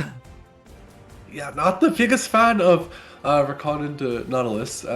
Feels like one of those matchups where it's really on the Rakan to overperform rather than is on the Nautilus to perform at all. The Nautilus just has to be there and push his buttons, where the Rakan really has to look for angles to get all slippery, like you said, and find those little areas where you can really slip in. But the Nautilus just kind of has to keep fighting, and the Ashe and Rakan will quickly lose the fight because Samira loves those long, drawn-out engages where she's able to fully stack conquer, dash in multiple times, get resets, and really just beat them up. So Malphite getting picked in the top side, they're gonna just go for the tank composition, not let them really do anything. But again, this is another really good Fiora angle. So right now, I think the draft is firmly in the hands of the Scorpions. It's just all about how they respond. They can pick literally anything they want into the Malphite as long as it beats him, and then just grab up something in the mid lane. Realize that you don't necessarily need your top laner here to win this game. It's gonna be the Tom Kinch. Interesting pick. How does it affect the rest of the game? I think that's going to be going into the hands of Odin, potentially here up in this this top side. So it is going to kind of stalemate up that top lane. Just gobble up the Malphite whenever he's looking for an ult, especially in the middle of those team fights. Should slow things down enough for the Dan to get the move fall off, but he's only going to be temporarily contained. Once he busts out, that's when all hell's going to break loose. They did it, Erlen. Nobody move. Nobody say anything. Hold on. If you look very closely, right beside the Pokeball there's a certain little Yordle. Little yellow Yordle. That's my boy, Heimerdinger. Holy crap, they picked it. Woo! I'm fired up. Let's go. I don't care about the rest of the picks. Heimerdinger's all I need. And why would you throw the draft and pick Heimerdinger? I love it. I love it. Cause it's spicy, it's fun, it's you get to see some fun stuff, but you know what doesn't feel good in the Heimerdinger, and this is coming from experience. Syndra, she's gonna take your turrets, she's gonna eat them away, and they're gonna be gone, and there's not too much she could do with that. But I still love seeing that it's brought out, that we get to see finally some Donger play here in the VAD. Yeah, I mean, it's a pick, I guess, that exists. But it doesn't, I don't know, the Scorpions is all over the place. You have an engage from the Diana, you have engage and long drawn outs from the fight from the Diana, the Samira, the Tom Kinch, however, wants to run away. He doesn't really want to fight, he's a disengaged. I guess he's good into the Rakan Malphite for that reason, but he's kind of just a meatball that's there to get kicked by Lee Sin and back into the rest of his team. He gets super kited out by Ashe and the Syndra. Heimerdinger, he doesn't mesh it well with the squad. Very just random solo queue team comp coming from the Scorpions, whereas the Dragons are very. It's a rough comp as well. The Rakan pick feels really bad, but at least they have kind of a go in off of Rakan, go in off of Ashe Arrow, go in off of a Lee Sin kick or a Malphite ultimate. They have multiple ways to go in. They just have to keep going in afterwards. Syndra is kind of there just because she's a good counter pick into the Heimerdinger. So I like the Syndra pick here. It really just shuts down that one unique factor about the Scorpions. It kind of leaves them sitting ducks-ish. So they really just need to be able to play this bot lane if they want to be able to get ahead. I think this is their strongest lane. This is their strongest area of the map, and they need to be going all in on it. Yeah, if I didn't make it clear before, it's complete bias towards the Heimerdinger. You know, having some fun seeing my main gooer picked out here. It's fun, but in all honesty, yeah, it is going to have a tough time with the go. So I would think, you know, saving a lot of that stuff, right? Nautilus can be really good for kiting. Diana, if you save that Moonfall for once they decide to engage, that could interrupt as well too. The main thing for Heimerdinger is the fact that you want to try and bait people back into those turrets, try and get as much dot damage off. Once you have Leandri's, potentially Demonic Embrace as well too. Zhonya's is going to be clutch. So those are three relatively expensive items that you pretty much need all three to be online. Rather, with the exception of the very, very early game, which kind of gets negated by the fact you have a Syndra tossing away your main damage sources. So, do I love seeing it? Yes. Is it going to go super well tonight? Who knows? Because it does become a bit of a question mark of how are the Dragons, are they going to make sure to manage those turrets? That's the main thing. If you can take off the turrets off the board, Heimerdinger doesn't become a concern. But if you walk into a bush and there's triple turrets set up and he nades you and he gets the upgraded rockets off on you, ooh yeah, it does become a bit of a problem. So just you gank him, you get in his face, and unfortunately Donger does have troubles with that. As much as I love that champion, it could potentially have some troubles with the Malphite, but good kiting potential from the Scorpions if they want to look for those angles, if they can smartly set up their turrets. Unfortunately, this mean I do get a little extra critical when I see the placements of the turrets like there. I'm like, no, I don't know about that one.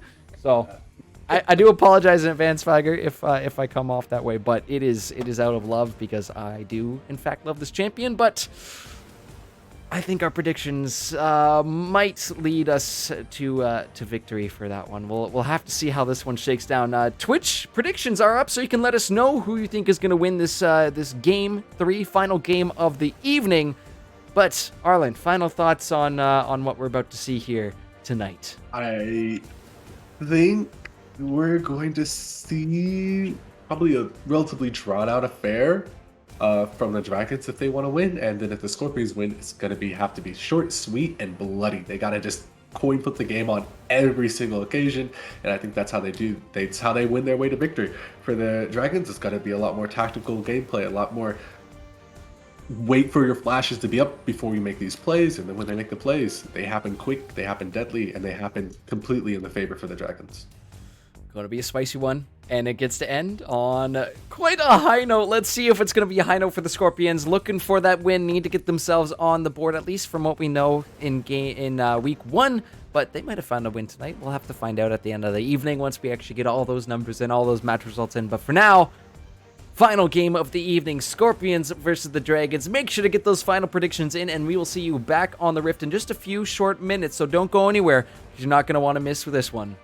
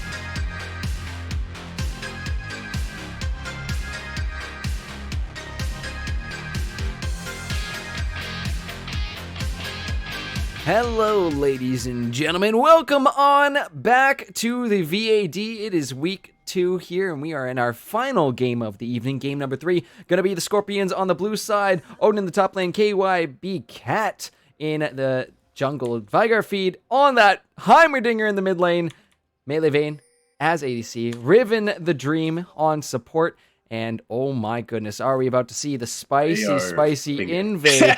Can't even get to the names. Let's go through them quick. Affected, ADHD Graphics, Ishan Amanki, formerly like Chupacogma, and Haley Victoria on the side of the Dragons. And both these teams managed to skirt by each other, did not see one another. So they're going to think they're probably on their respective blue and red sides. That's really impressive. The fact that they both missed each other, and 4 members are still down there in the bot side. You have to imagine this is a kill the second someone walks over. But at the same time, they're kind of all sticking together because they know that there's a Nautilus. They know that there's the potential for an invade. But yeah, very little setup coming through from the Dragons. So they're a little bit rough for this one. But what can you do? Yeah, they're just going to start up this blue buff and steal it away from the Lee Sin. Very nice stuff. Oh, wow, yeah. I don't know if they're going to get spotted here. No. Oh, yeah, Melee Vayne slow. Just briefly shows. Blue buff is going to be obtained. The Guardian does come through nice and early from Haley Victoria. So I like to see that. Little aggressiveness already from Riven. So Riven the Dream, right? I got to be clear. There's no Riven in this game. Their name is Riven. So if I'm calling Riven, just, look at the champs on the side. But might be a nice early gank already from ADHD Graphics, making his way not to the top lane. Knowing his blue has been taken, he's immediately going to go for Cat's blue right now. But I don't know if he's going to let that one go for quite free. No, comes on over the wall. Lee Sin's missing half his health bar, and he's going to have to back off. No, he's wasted so much time. The fact that he's still dilly-dallying, trying to take it away. He doesn't realize that his top lane doesn't have priority for him to do this. It's such a huge waste of time. It's better served if he had just cleared up his top side, gone towards the bot side, and then steal away KYB's Cat's own red buff. Because that's basically the same thing at the end of the day. That's all you're looking for. You're not looking for the buff. You're looking for the gold and the XP. That's all you want to do to stay even in this game when you're an early game jungler. And that's a very solo queue play to go for, right? Just, oh, they steal my blue buff, I got to go steal theirs because they're not there. But they read that like a book because everybody and their mother does it. So they immediately walk over, they go back, and now you're just wasting time on tempo that you don't necessarily have. You got to be proactive and skirmish heavy on this Lee Sin. But considering the fact that nothing's really happened, he's got a little bit of time, but he is slow on that tempo. He just has to wait for that level 6 to come through. Yeah, some wiggle room still left. No craziness yet in the early stages of the game. There would have been if those two death balls managed to roam into each other. But yeah, we got a nice breezy early start to this game. No dragon for a minute and a half. It will be a Hex Tech dragon to start this one off. These junglers potentially roaming into each other here, but no, Scuttles is going to get scooped up, and again, putting ADHD Graphics just that little bit extra behind in these early levels. You can see that CS lead is starting to accrue for Cat there, but he'll go back into his jungle and see if he can start to even things out. But yeah, gonna be a little tough, right? That Lee Sin is someone who likes to get ahead in these early levels, likes to look for those early ganks, and unfortunately not being able to find one of those and getting caught out and losing out on that blue buff that he was trying to steal is, you're completely correct, Arlen, has set him quite far behind. The waves are pushing in, though, top and bottom in favor of the Dragons here, so potentially looking to go scoop up that dragon, which is up in the next 40 seconds.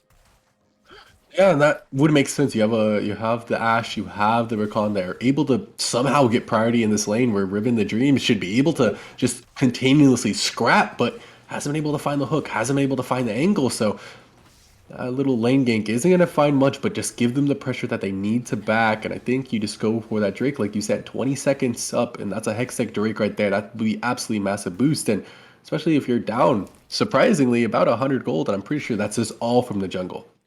Yeah, and ADHD Graphics does not realize he was spotted on a ward making his way to this bottom brush, so they know exactly where he is. You can see how safe that Riven the Dream and Melee Vayne are playing.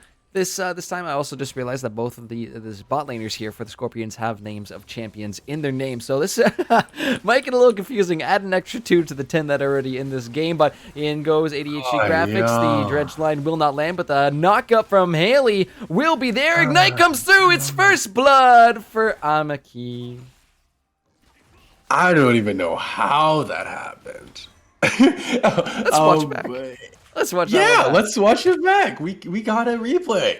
So, ADHD, a lot of time down here wasted, right? There's not too much that the Lee Sin is doing. He's just kind of wasting time down here. He does manage to land the Q on the melee vein, walks out of the bush, lands it, dashes back to his team. And because, they missed the dredge line, Ribbon the Dream just wasn't able to do anything. Gets picked off, gets knocked up, gets slowed down as there's a play going on to Ishan in the mid lane. And Oh, wow. that's a dead Cintra in a lane you should never be dying in. Yeah, lovely little gank coming in here from Cat. Scoops up the kill for themselves too for all their efforts that they put into that one, and lovely stuff. Lovely stuff to be getting those early kills on this Diana already up. Look at the CS lead that they've already put together for themselves. This is yeah, a little scary. The fact we are only 6 minutes into this game. Diana is going to be up quite a significant amount of gold here, so the ganks, I would expect to keep on continuing, considering the fact that she is almost level 6 right now. You can see down there in the bottom left corner of your screens, that XP bar is not too far away from getting those moonfalls out and on the board, which is going to be making the ganks even that much scarier. So keep your eyes on Cat this game.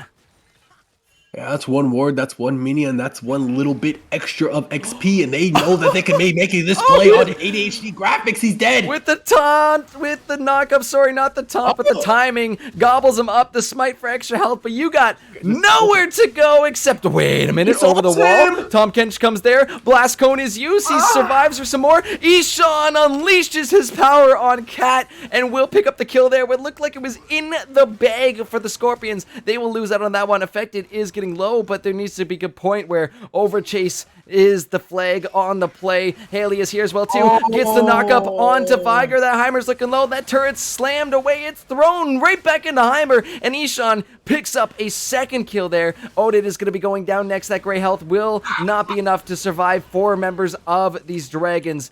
Team, squad, power together. Friendship is power. That's what they put together there. Lovely roam up from Haley Victoria to make sure that all those 3 kills were secured.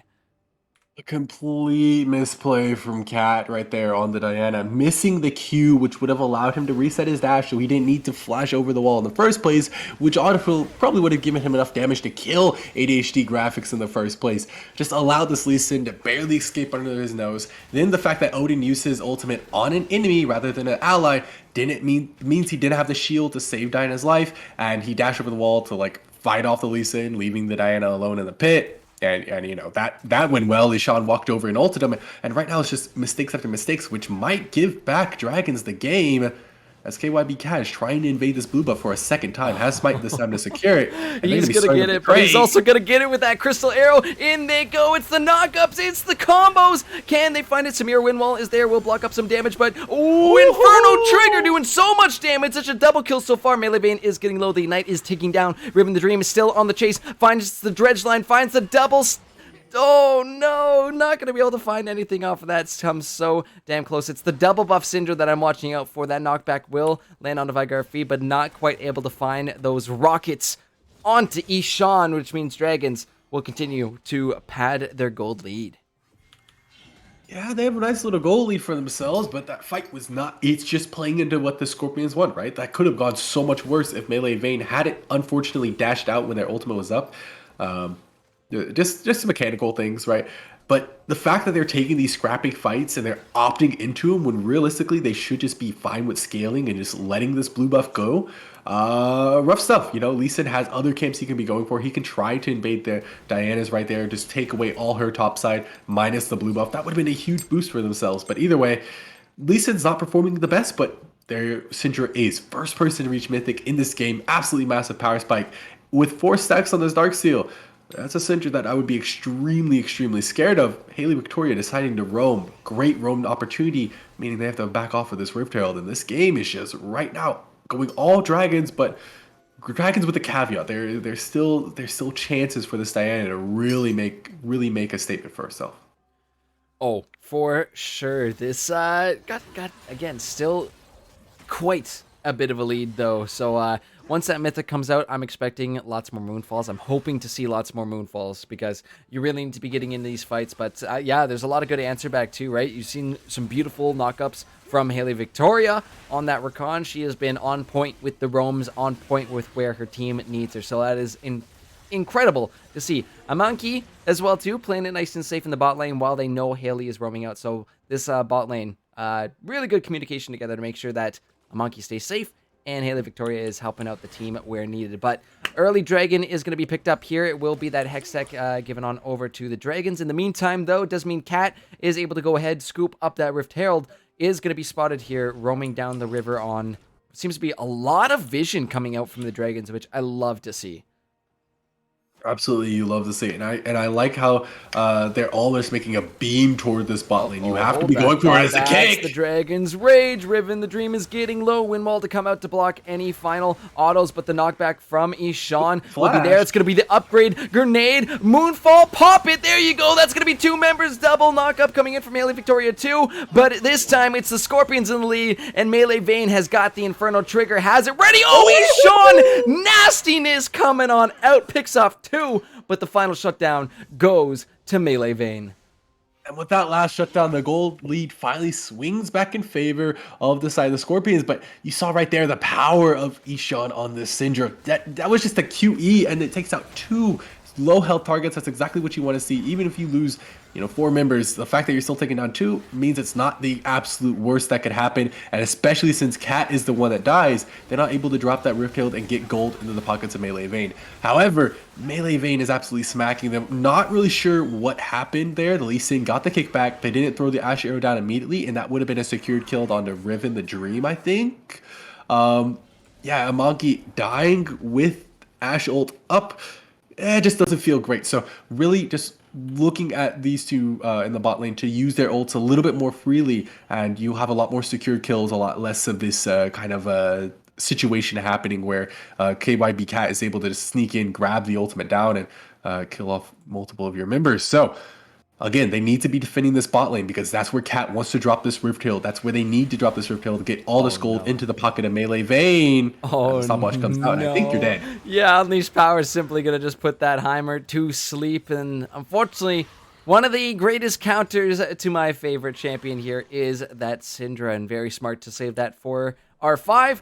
But in the bot lane, Herald has now been summoned. So looking to get some early plates here. They might even get this tower. Arlent is, yeah, a lot of damage going down. That final plate is still left here. Ishan is in the wings waiting for any extra over pushing there, but they are not going to go for it. On the other side of the map, though, you do have ADHD Graphics trying to claw back some CS, trying to find anything. Top lane, though, is a fight breaking down. Infected has to use his ult to get out, and Odin, comes so close to finding the solo kill with the Tom Kench. He might be in some serious trouble, though, because look who is on the creep. He's coming. He's coming for you right now. That's the graphics. Now he sees them in fully HD, but is he going to try and go for it? Probably not. He's able to get out with his life right there. Very good stuff coming through from the side of Odin to recognize that Lee Sin was on his way. Nice W out, forcing him to decide whether or not he wants to kick him back on a turret or if he just wants to chase after him. ADHD didn't decide in time, so he was able to get out with his life. But seriously, he's able just to dominate this top lane matchup, even though he is technically down 1 kill and about 5 CS. He's able to really keep close. So now that Affected has the Mythic, maybe he's able to win it out over the Tom Kench, but I don't think so. I think the Tom Kench is so overtuned in the 1v1, it's really kind of hard for him to stay in lane and deal with this Malphite. So what are we looking at now? We really want to see Ishan keep popping off. 7-2 on the Syndra, has a solo kill under their name. They really got to start flexing their advantage even more. 5 stacks on the Dark Steel. You just got to play around the Syndra ASAP. You can't.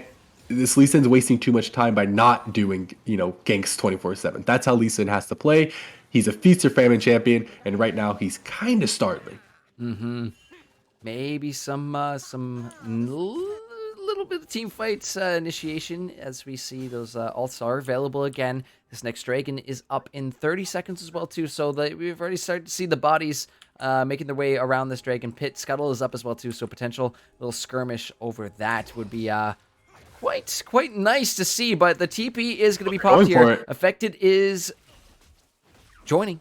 And he's got that unstoppable force, so you know what it means when that Malphite is in these team fights and around these dragons. Spread on out, spread yourselves wide, because you do not want to get caught out by this. On top of that, Ishan is going to be close as well, so any knockback potential CC could just line up Affected for a nice little ult here. Graphics. This is looking kind of scary. Graphics is on the wrong side of this wall, not with his team. Can simply get over if he wants to, but potentially looking for another angle. Gets hit with that grenade. Those turrets are doing some damage, but yeah, Dragon simply scooped on up. Not going to allow Graphics any angle to try and steal that one.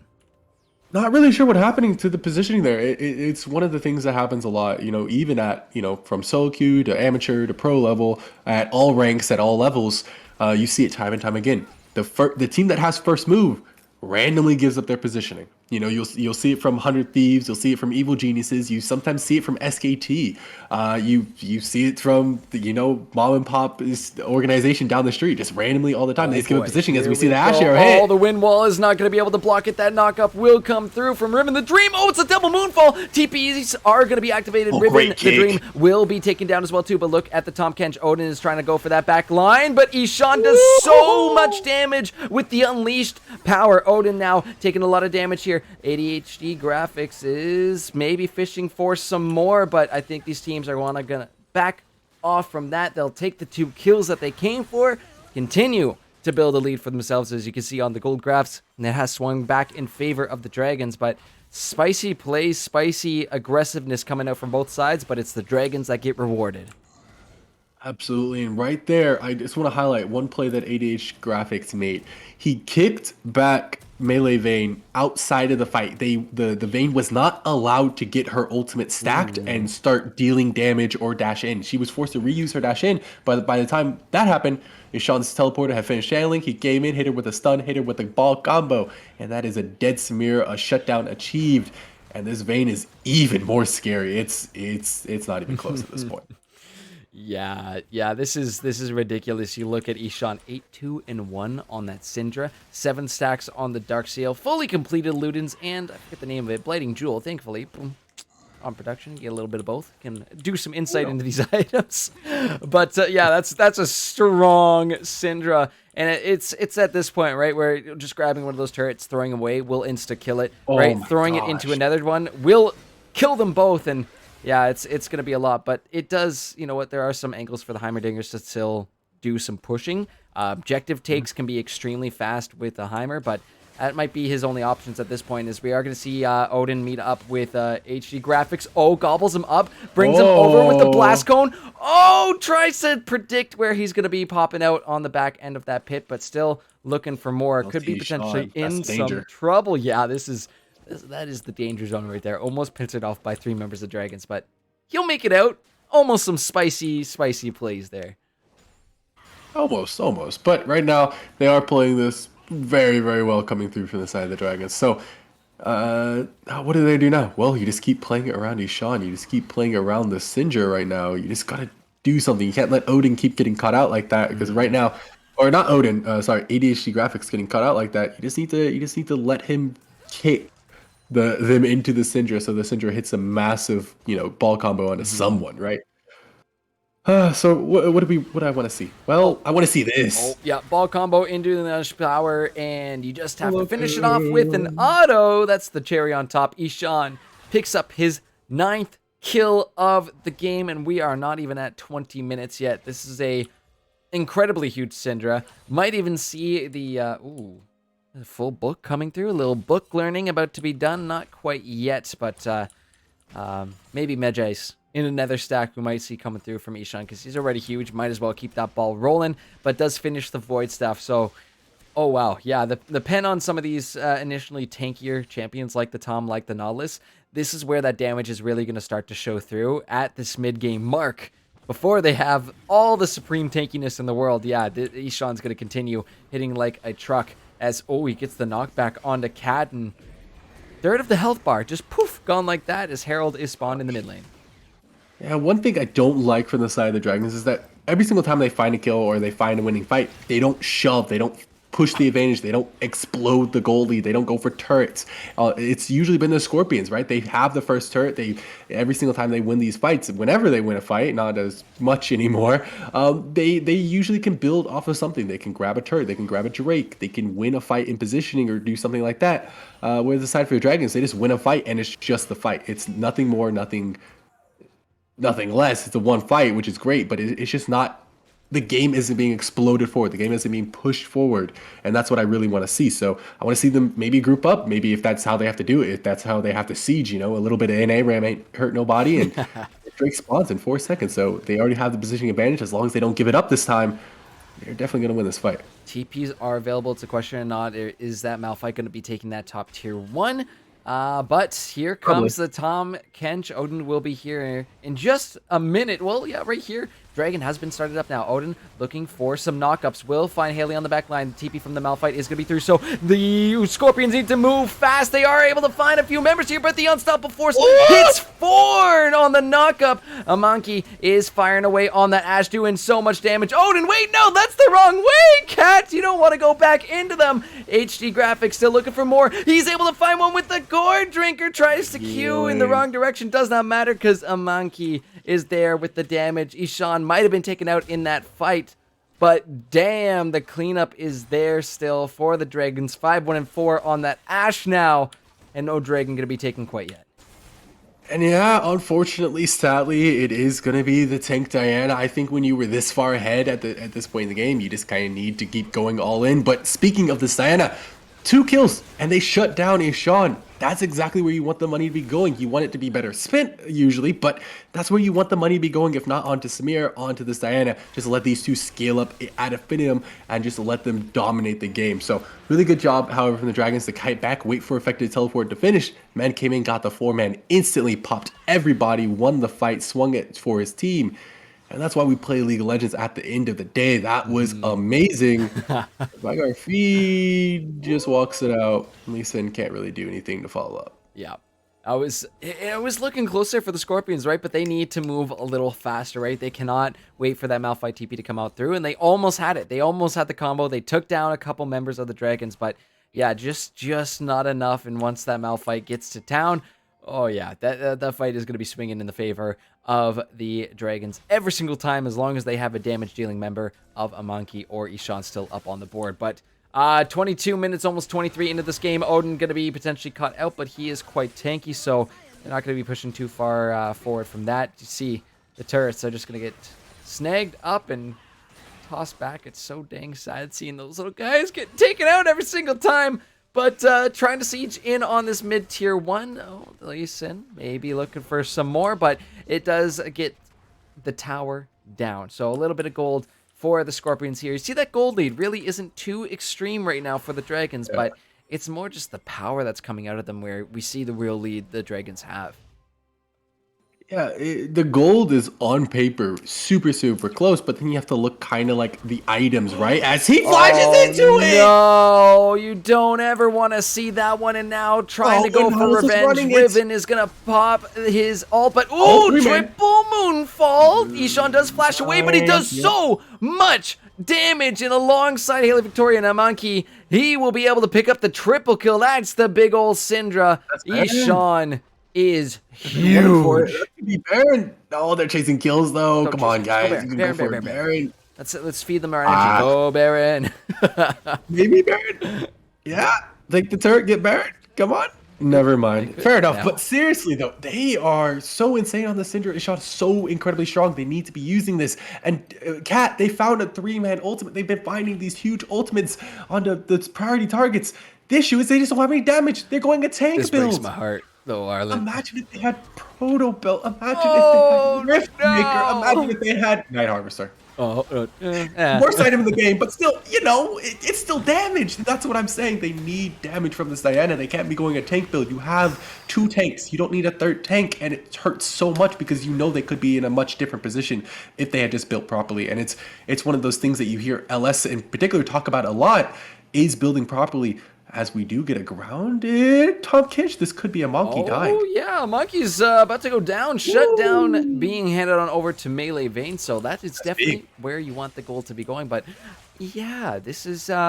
it's still a threat. The Scorpion squad is still a threat. If you get caught up by yourself, right, that Nautilus can be huge for setting these guys up. But Ishan pushing alone on the bot lane is going to be able to find that tier 1. See a little bit of dashing and ducking and diving around here as... Oh, that knock-up does land on a 3 from the Nautilus ult there, but they're not going to want to re-engage onto that one. Still playing safe, still need to be careful. And the top side, though, that tower was able to be taken as well, too.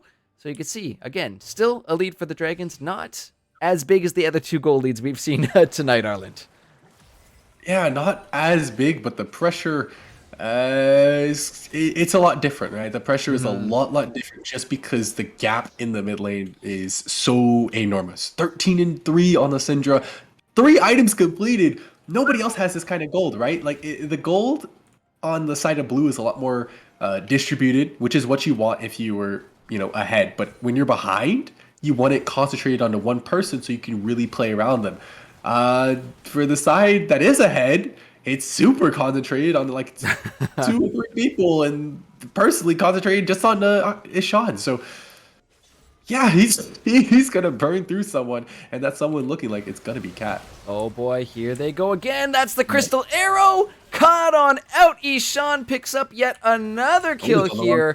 Make it number 14. Odin is on the wrong side of the... Wait. They didn't even see him. Now they will with the scrying orb, but that was some fancy footwork from the Tom Kencho. Unfortunately, Cat gets caught out, and no smite available for this dragon in 15 seconds, meaning it's looking like Dragon's gonna easily put themselves up to that soul point because there is not too much that can be done about this one. Question mark, my solo queue brain is screaming, hey, we've got a Heimerdinger, we've got the Leandri's build, just rush Baron right now, but that is extremely risky. At this point, I don't know if they want to be going for something like that, but yeah, Mountain Drake, second one here for the Dragons. They're going to get even more tanky, and yeah, one away from securing that Mountain Soul. Baron is on the map, and see some vision trying to get plopped down here by the side of the Scorpions. But they're simply going to have to back off. They cannot directly go into the Dragons here. Going to have to be a little bit smarter with how they approach this. Where are they pathing? Are they going to go for picks? Because the 5v5 Ireland, not too sure if that's going to be what finds them the victory here. Yeah, it's definitely not. They need to keep going for picks. They have the pick composition set up. They have a mid laner that will just stand there and wave clear. That's all the Heimerdinger needs to do. He just needs to find a lane, park himself in there, and just not move. He needs to set up those turrets, not let them get knocked down, or reset them whenever they do get knocked down, and just not move. Everybody else, they should be roaming around the map as a pack of 3 or 4 if they want to, but as a pack of 3 is probably best, and just look to kill whoever is overstepped. Because honestly, a lot of members from the side of the Dragons have a tendency to overstep into bad areas, and we saw that from a Monkey earlier. He got caught out. So again, just keep looking for stuff like that as a nice stun lands. Oh yeah, thankfully he is pretty mobile with his W there, so can simply pop on over the wall and get on out. But you see how the Dragons are setting up here. They are looking to potentially start up this Baron. Vigar Feed taking your advice though. He's in that bot lane. Probably just going to be pushing away. He does have that TP to join the fight if needed. But honestly, right now, right, just keep pushing. Maybe look for that tier 2 tower. Heimer is really strong, like I said, for taking objectives, for taking turrets. So if you can get a nice chunky wave there with a cannon minion, plop down your ult, get the upgraded turret out there, plop all 3 turrets down as well too. That turret will get shredded, I promise you. But it's a matter of can we continue to hang out here while the rest of the Dragons are looking to push in mid. Yeah, it's super dangerous on the Dragons because if the Heimerdinger kept pushing there, that's a turret, that's a base threatened. Granted, they made the right call to actually do something. Danger hot, baby, that's almost losing their life. Riven is taken down to just a sliver, and the unleashed power. It was available, could have gone for it, but maybe holding that one in the tank for someone else. Yeah, but now they just need to set up a death push, or they just go for the Baron. Either way, they're gonna have to face check this.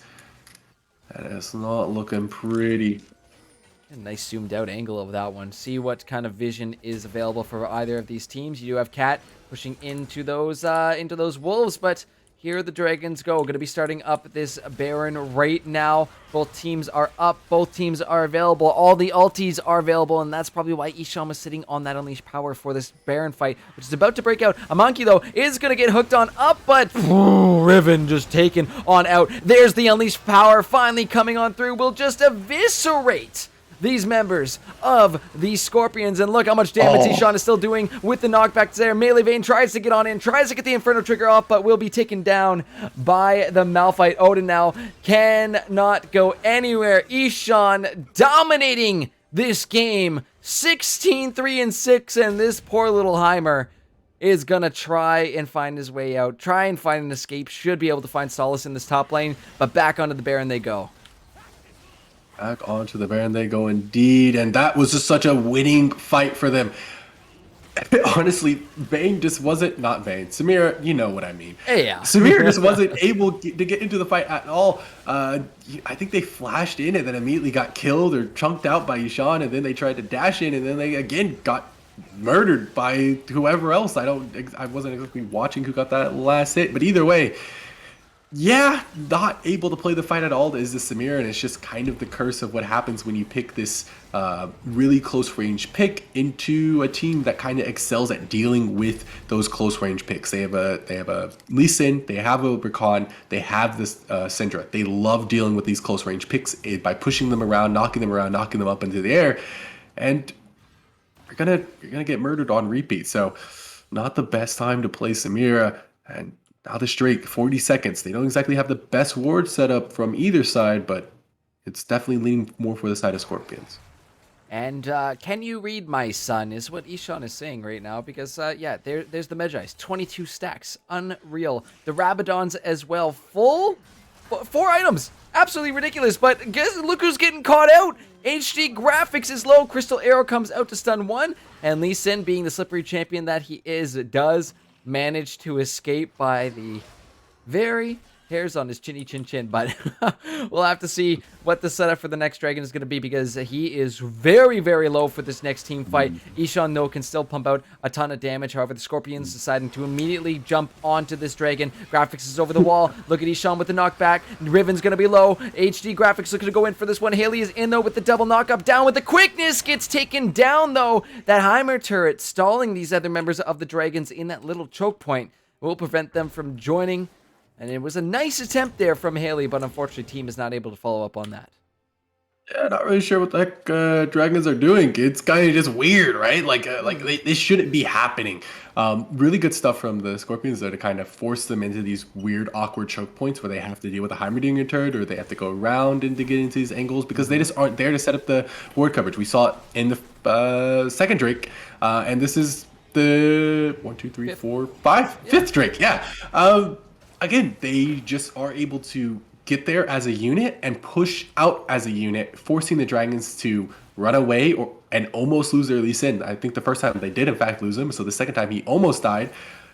They just need to start grouping up better and start standing their ground. When they did that the other 3 times, they won the Drake fight, or they just outright were there to force them away from the Drake. So either way, good stuff from the Scorpions to kind of bring this back within 4,000 gold, but when you're still down this much, and with Ishan at full build, his team can only get stronger. Specifically speaking, this Ashe, I really want to see what she builds.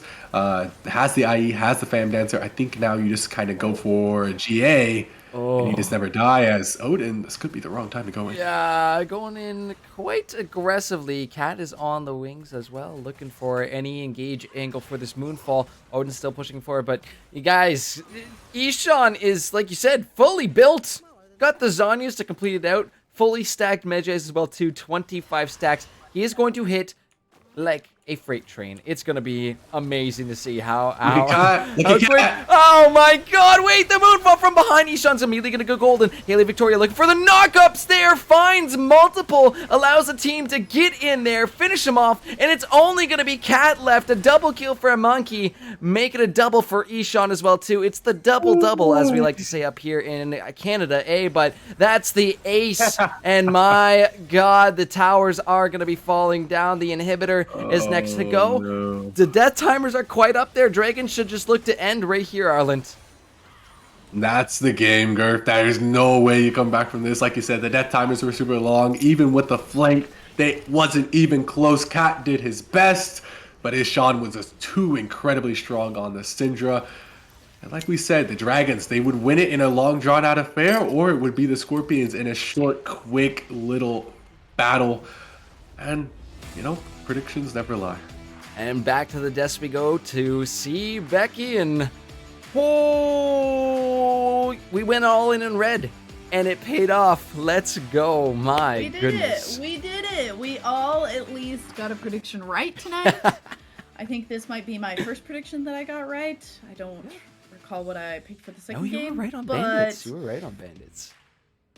Oh, you were wrong. Haha. Way she goes. But at least this time we're all right. And I mean, we are gonna have that MVP vote go up in a bit, but I think that this is gonna be kind of like the Fiora game, kind of like the AP Twitch game, where while we're gonna throw that up and you can vote, I think we all can safely say who we kind of think it should go to. And Gurf, start us off, walk us through this game. How did Dragons get themselves this 35-minute game that we just watched? I mean, we can go for the low-hanging fruit on this one if we want to. I mean, Ishan why not, was huge. I mean, it's an automatic. You said it in that game. It breaks my heart to see a Heimerdinger get just smushed like that, but that is in fact how I would say 9 out of 10 of those matchups go against the Syndra as a Heimerdinger. He was huge. He was absolutely massive in that. But aside from that, I want to bring attention to this bot lane who were just on fire. Amanki and Haley Victoria synergizing together, getting those knockups for the teams. A lot of early roams from Haley as well too. So she was really on top of making sure that the rest of the lanes were also set up for success as well too. And a couple of those times, those early fights that were looking Scorpions favored wouldn't have gone the way of the Dragons without Haley there. Very true. All right, Arland. The team that you mentioned at the start of the night, you were excited to see. You were specifically excited to see Ishan as well. And boy, did Ishan not disappoint. How do you feel after watching that game and watching the player that you called out at the beginning of the night just go so hot fire? I feel good that I was able to predict it. Of course, yeah, I feel really good that I was able to predict it. But I'm happy for them. Of course, I'm still a little bit scared though, because we did see some weaknesses from the Dragons, right? And I saw some moments of brilliance coming through from the Scorpions. So maybe if a little bit things were tweaked, like I said, the Diana build was just a little bit better. If this Samira hadn't dashed in at that angle at that moment, this game could be an entirely different story, and we could be talking about a Dragon's defeat here. So, always take your victories with an effort to learn from them, and always take your losses as well with an effort to learn from them. And we have a really good series on our hands between this entire group. So. And I mean, we were looking before we even came into tonight. Dragons were 1-2, which is not the most kind of impressive place. Granted, nobody in the B division was undefeated, so it's not that crazy that there's a lot of people who are at 2-1 and 1-2. So they're not doing the worst, but it maybe wasn't as strong as we were looking forward, especially after Arlen kind of was like, oh, I think that Ishan is really great and gets to be a team captain again. I was like, kind of surprising that we're 1-2. And maybe now that we've been able to see them play, do you think that you being able to pick up on a lot of those issues that they were having is probably the reason that they maybe haven't had the best start? Yeah, absolutely. I think those issues really kind of are just from looking at it, I think I can kind of pinpoint where it is, and it's probably all in the communicational aspect, right? That's probably where a lot of their gameplay struggles are coming through, because you see all these things where ADHD is getting caught out regularly at the Drake pits, and they're walking around, they're not really sure what they should be doing, and it's that's what's happening to my team, and our issue is communication, right? So it's a little bit of experience factor coming through for myself. So yeah, it's probably just all communications, which is always the hardest part to deal with week one of any new league with any new team. I Beautifully said. And there's something also to kind of be said. You mentioned that the Diana specifically should have been going for like a damage dealing build instead of going for something like that tank build. And do you think that that's something that somebody just gets so in their head at the start of a game that they just like tunnel vision onto it? Or do you think that it was a conscious decision within that game to end up going for that build? I think it's the first one, right? They chose it first to be like, okay, guys, I'm gonna go this tank build, and then they didn't respond to the adapting game state, right? The adapting game state was that the Diana was super far ahead, so you got to be building for this damage dealing build. But they stuck to the game plan, which is a good thing, which you want to see from a coach, right? They stick to the game plan and they try to make it work. But at the same time, they didn't adapt to the fact that they were so far ahead at one point, and if they had gone a damage build, again, different story entirely, probably. Very true. All right, Gurf, you got any final thoughts based on how that game went, how you think this MVP vote is going to go, and so on? I mean, it's tough. You know, those two names I mentioned coming off this game, Ishan and Haley Victoria are the two front runners of this one. Ishan more so than that. It's tough not to say, right? You had the MVP of the, like, really valuable in that support, but the person who carried, who did the damage, who picked off those main members of the Scorpions, you can't not look at Ishan and say, okay, this guy's an absolute manimal in the mid lane. And yeah, when he gets unleashed, it's pretty brutal. You saw there, like level 16 full build. It was that's insane. The amount of lead that you need in order to get to that point in the time that we saw does take a lot of resources to actually make that happen. So and mage builds, not exactly the cheapest things to do. So you saw exactly what happened there. So my props is to Ishan on this one.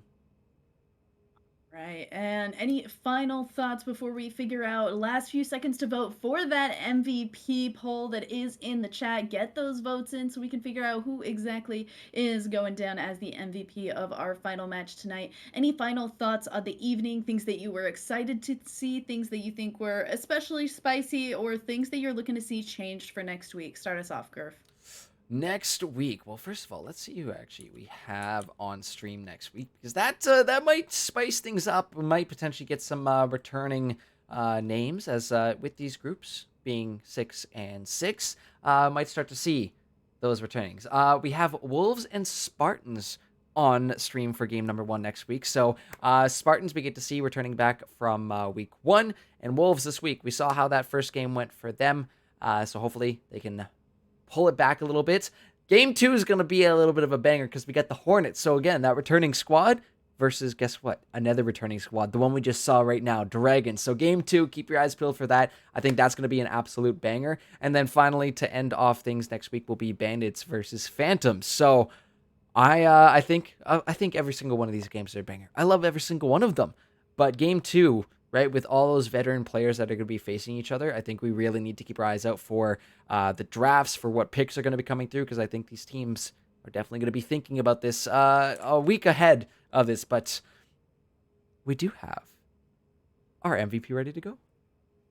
All right, let's go. Pop it up on the screen. The MVP for our final match of the evening, surprise, surprise, is going to go to Ishan on this mid. I mean, the KDA, once again, says all you really need to know. And I was so excited to see a Syndra. I feel like Syndra was like kind of the queen of like 2013, 2014 League of Legends and doesn't get a ton of love anymore. So was excited to see that be popped up and put onto the Rift here tonight. Beautifully done by Ishan and a beautiful job by the rest of the Dragon squad. Oh, can't be more impressed by that. Almost a 20 bomb here on a draft game. So that's just insane to see this level of kills. Still not the kill leader. I think on stream the most kills we've seen is 28. 28. I believe that's still held by Raven's Man on his Kha'Zix. But there has been more kills in a game. I think someone got 35, but that was an off-stream game. So it's still looking for somebody potentially break that record. Don't know when that's going to happen, but Ishan is definitely up there with some of the tops. And all right, Arlen, any final thoughts as to, I know you've talked about it a lot. You even talked about it before we got to this MVP point. Any final congratulations going Ishan's way? Yeah, played really well, really well, using the Syndra in a very good matchup, and they were able to rotate around the map, be there for their team when they needed to, and even when they were dying from mispositioning or being overzealous to use that ultimate, they were still at least taking one person out of the fight with them, usually a high value, crucial target to winning the fight for the side of the Scorpions, and that's just what you have to do when you're about to die on a Syndra from your own mistakes, so might as well take one with you, so good job from Ishan to recognize when those plays had to be made. Beautifully said, and a final congratulations to Ishan for getting that MVP award tonight, and congratulations to all of our players who won MVP tonight, and GG's to all of the teams that we got to watch. We will be back next week, same bat time, same bat place. Any final thoughts, Gurf? I love casting again. This is it fills my heart with so much joy, and I love just being able to gas up these players. I love the fact that they send it. They're not afraid to send it, and that makes for some spicy stuff, like a 4-minute fight in bot lane there in game 2. They're not gonna forget that one. I gotta go watch that back, because that was just pure chaos, and I love every single moment of it. So thank you to all the players for giving us some really fun games to cast. All right, any final thoughts on the night for you as well, Arland? It was really fun. Yeah, great first week to be back. I'm looking forward to more weeks just like this. You know, a lot of fun games to cast, a lot of interesting styles came out and got to analyze. So eager to see what more of these people have in store for us. All right, beautifully said, beautifully done by our players. Once again, GG's, including to everyone who's in chat and joined us tonight. It was so nice to have you along with us for this crazy ride along all of these crazy games. For the final time, I am Becky. I was joined by Gurf and Arland, who were your lovely, amazing, and fantastic casters for tonight. We'll be back next week to bring you into week 3 of the VAD. See you next time.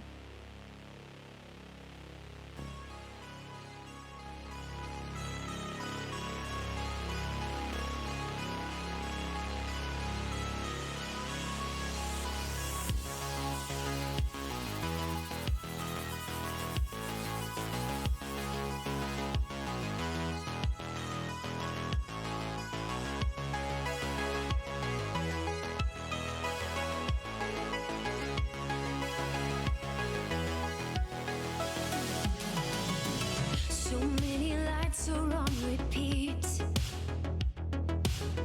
A glowing dark is coming to the streets. We catch the magic of the sights. We breathe again with the neon from the heights. Tell me, did you ever want it? Just to stay here by my side. It's the magic of the moments under the sleepless sky. Tell me, did you ever feel it? A static touch beneath your skin. It's the rhythm of the heartbeat. So deep within, some sleepless nights. Sun on the right. Starting from the early midnight, straight on to the morning light. Some sleepless nights we can't deny. Waking us spark of neon moonlight, just like strangers up to life.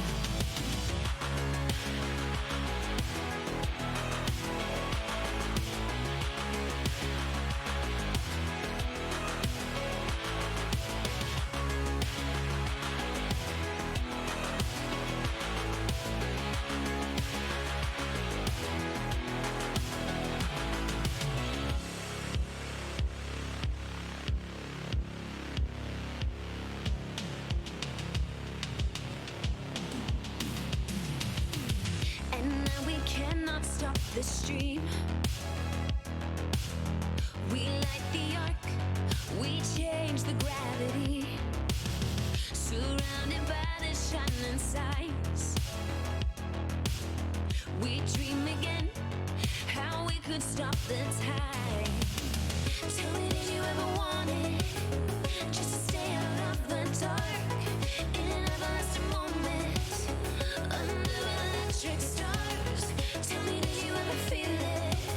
A flash connection to the dreams in the rhythm of the heartbeat. So deep within, some sleepless nights. Sun on the right, starting from the early midnight, straight on to the morning light.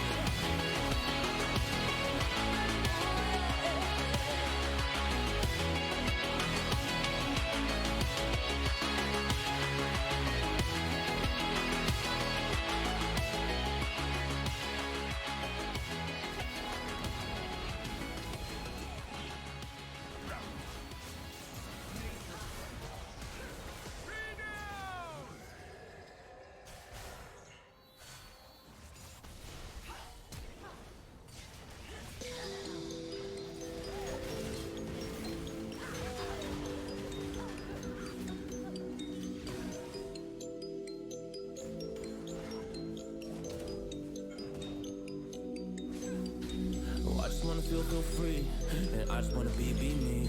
Yeah, I just wanna go so crazy. I just wanna be a freak. Yeah, I just wanna rise to the top.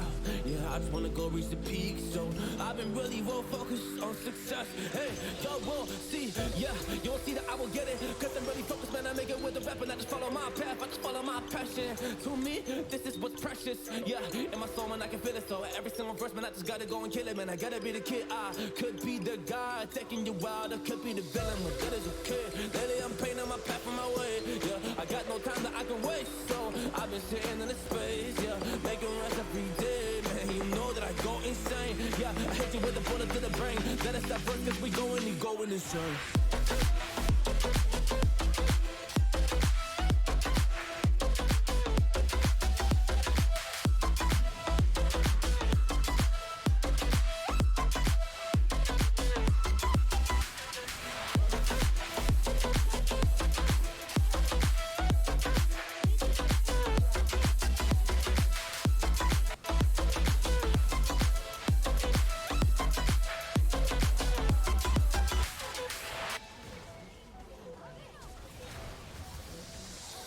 You don't know what I'm gonna do. You don't know what is next. And I'm loving the fact, truly it's making me blessed. Cause I work on my team, no snakes in the grass. And we have a trust in the wind because of the work that we did in the past. Because of the work that we did in the past. When we went to hours, we barely got rest. So I get the realm and we didn't finesse. So I got the feelings that we might be next. Cause when we go in, we win in the match. Sure. When we go in, we win in the match. So that's how we do, cause we be the best. We be the best, best. Yeah, we be the best. Whoa. Yeah, we be the best, best. We be the best. Hey. Yeah, we be the best, best. Hey, we be the best. Yo, you wanna come and test? Whoa, you want to see we the best? Hey, you don't see that we're the best kid, so I suggest you never really come and test it. But otherwise, I will smack your face like Michael Jordan does with a ball in the basket. Oh damn kid, but you didn't expect it. You never really thought that this could just happen, but I don't really come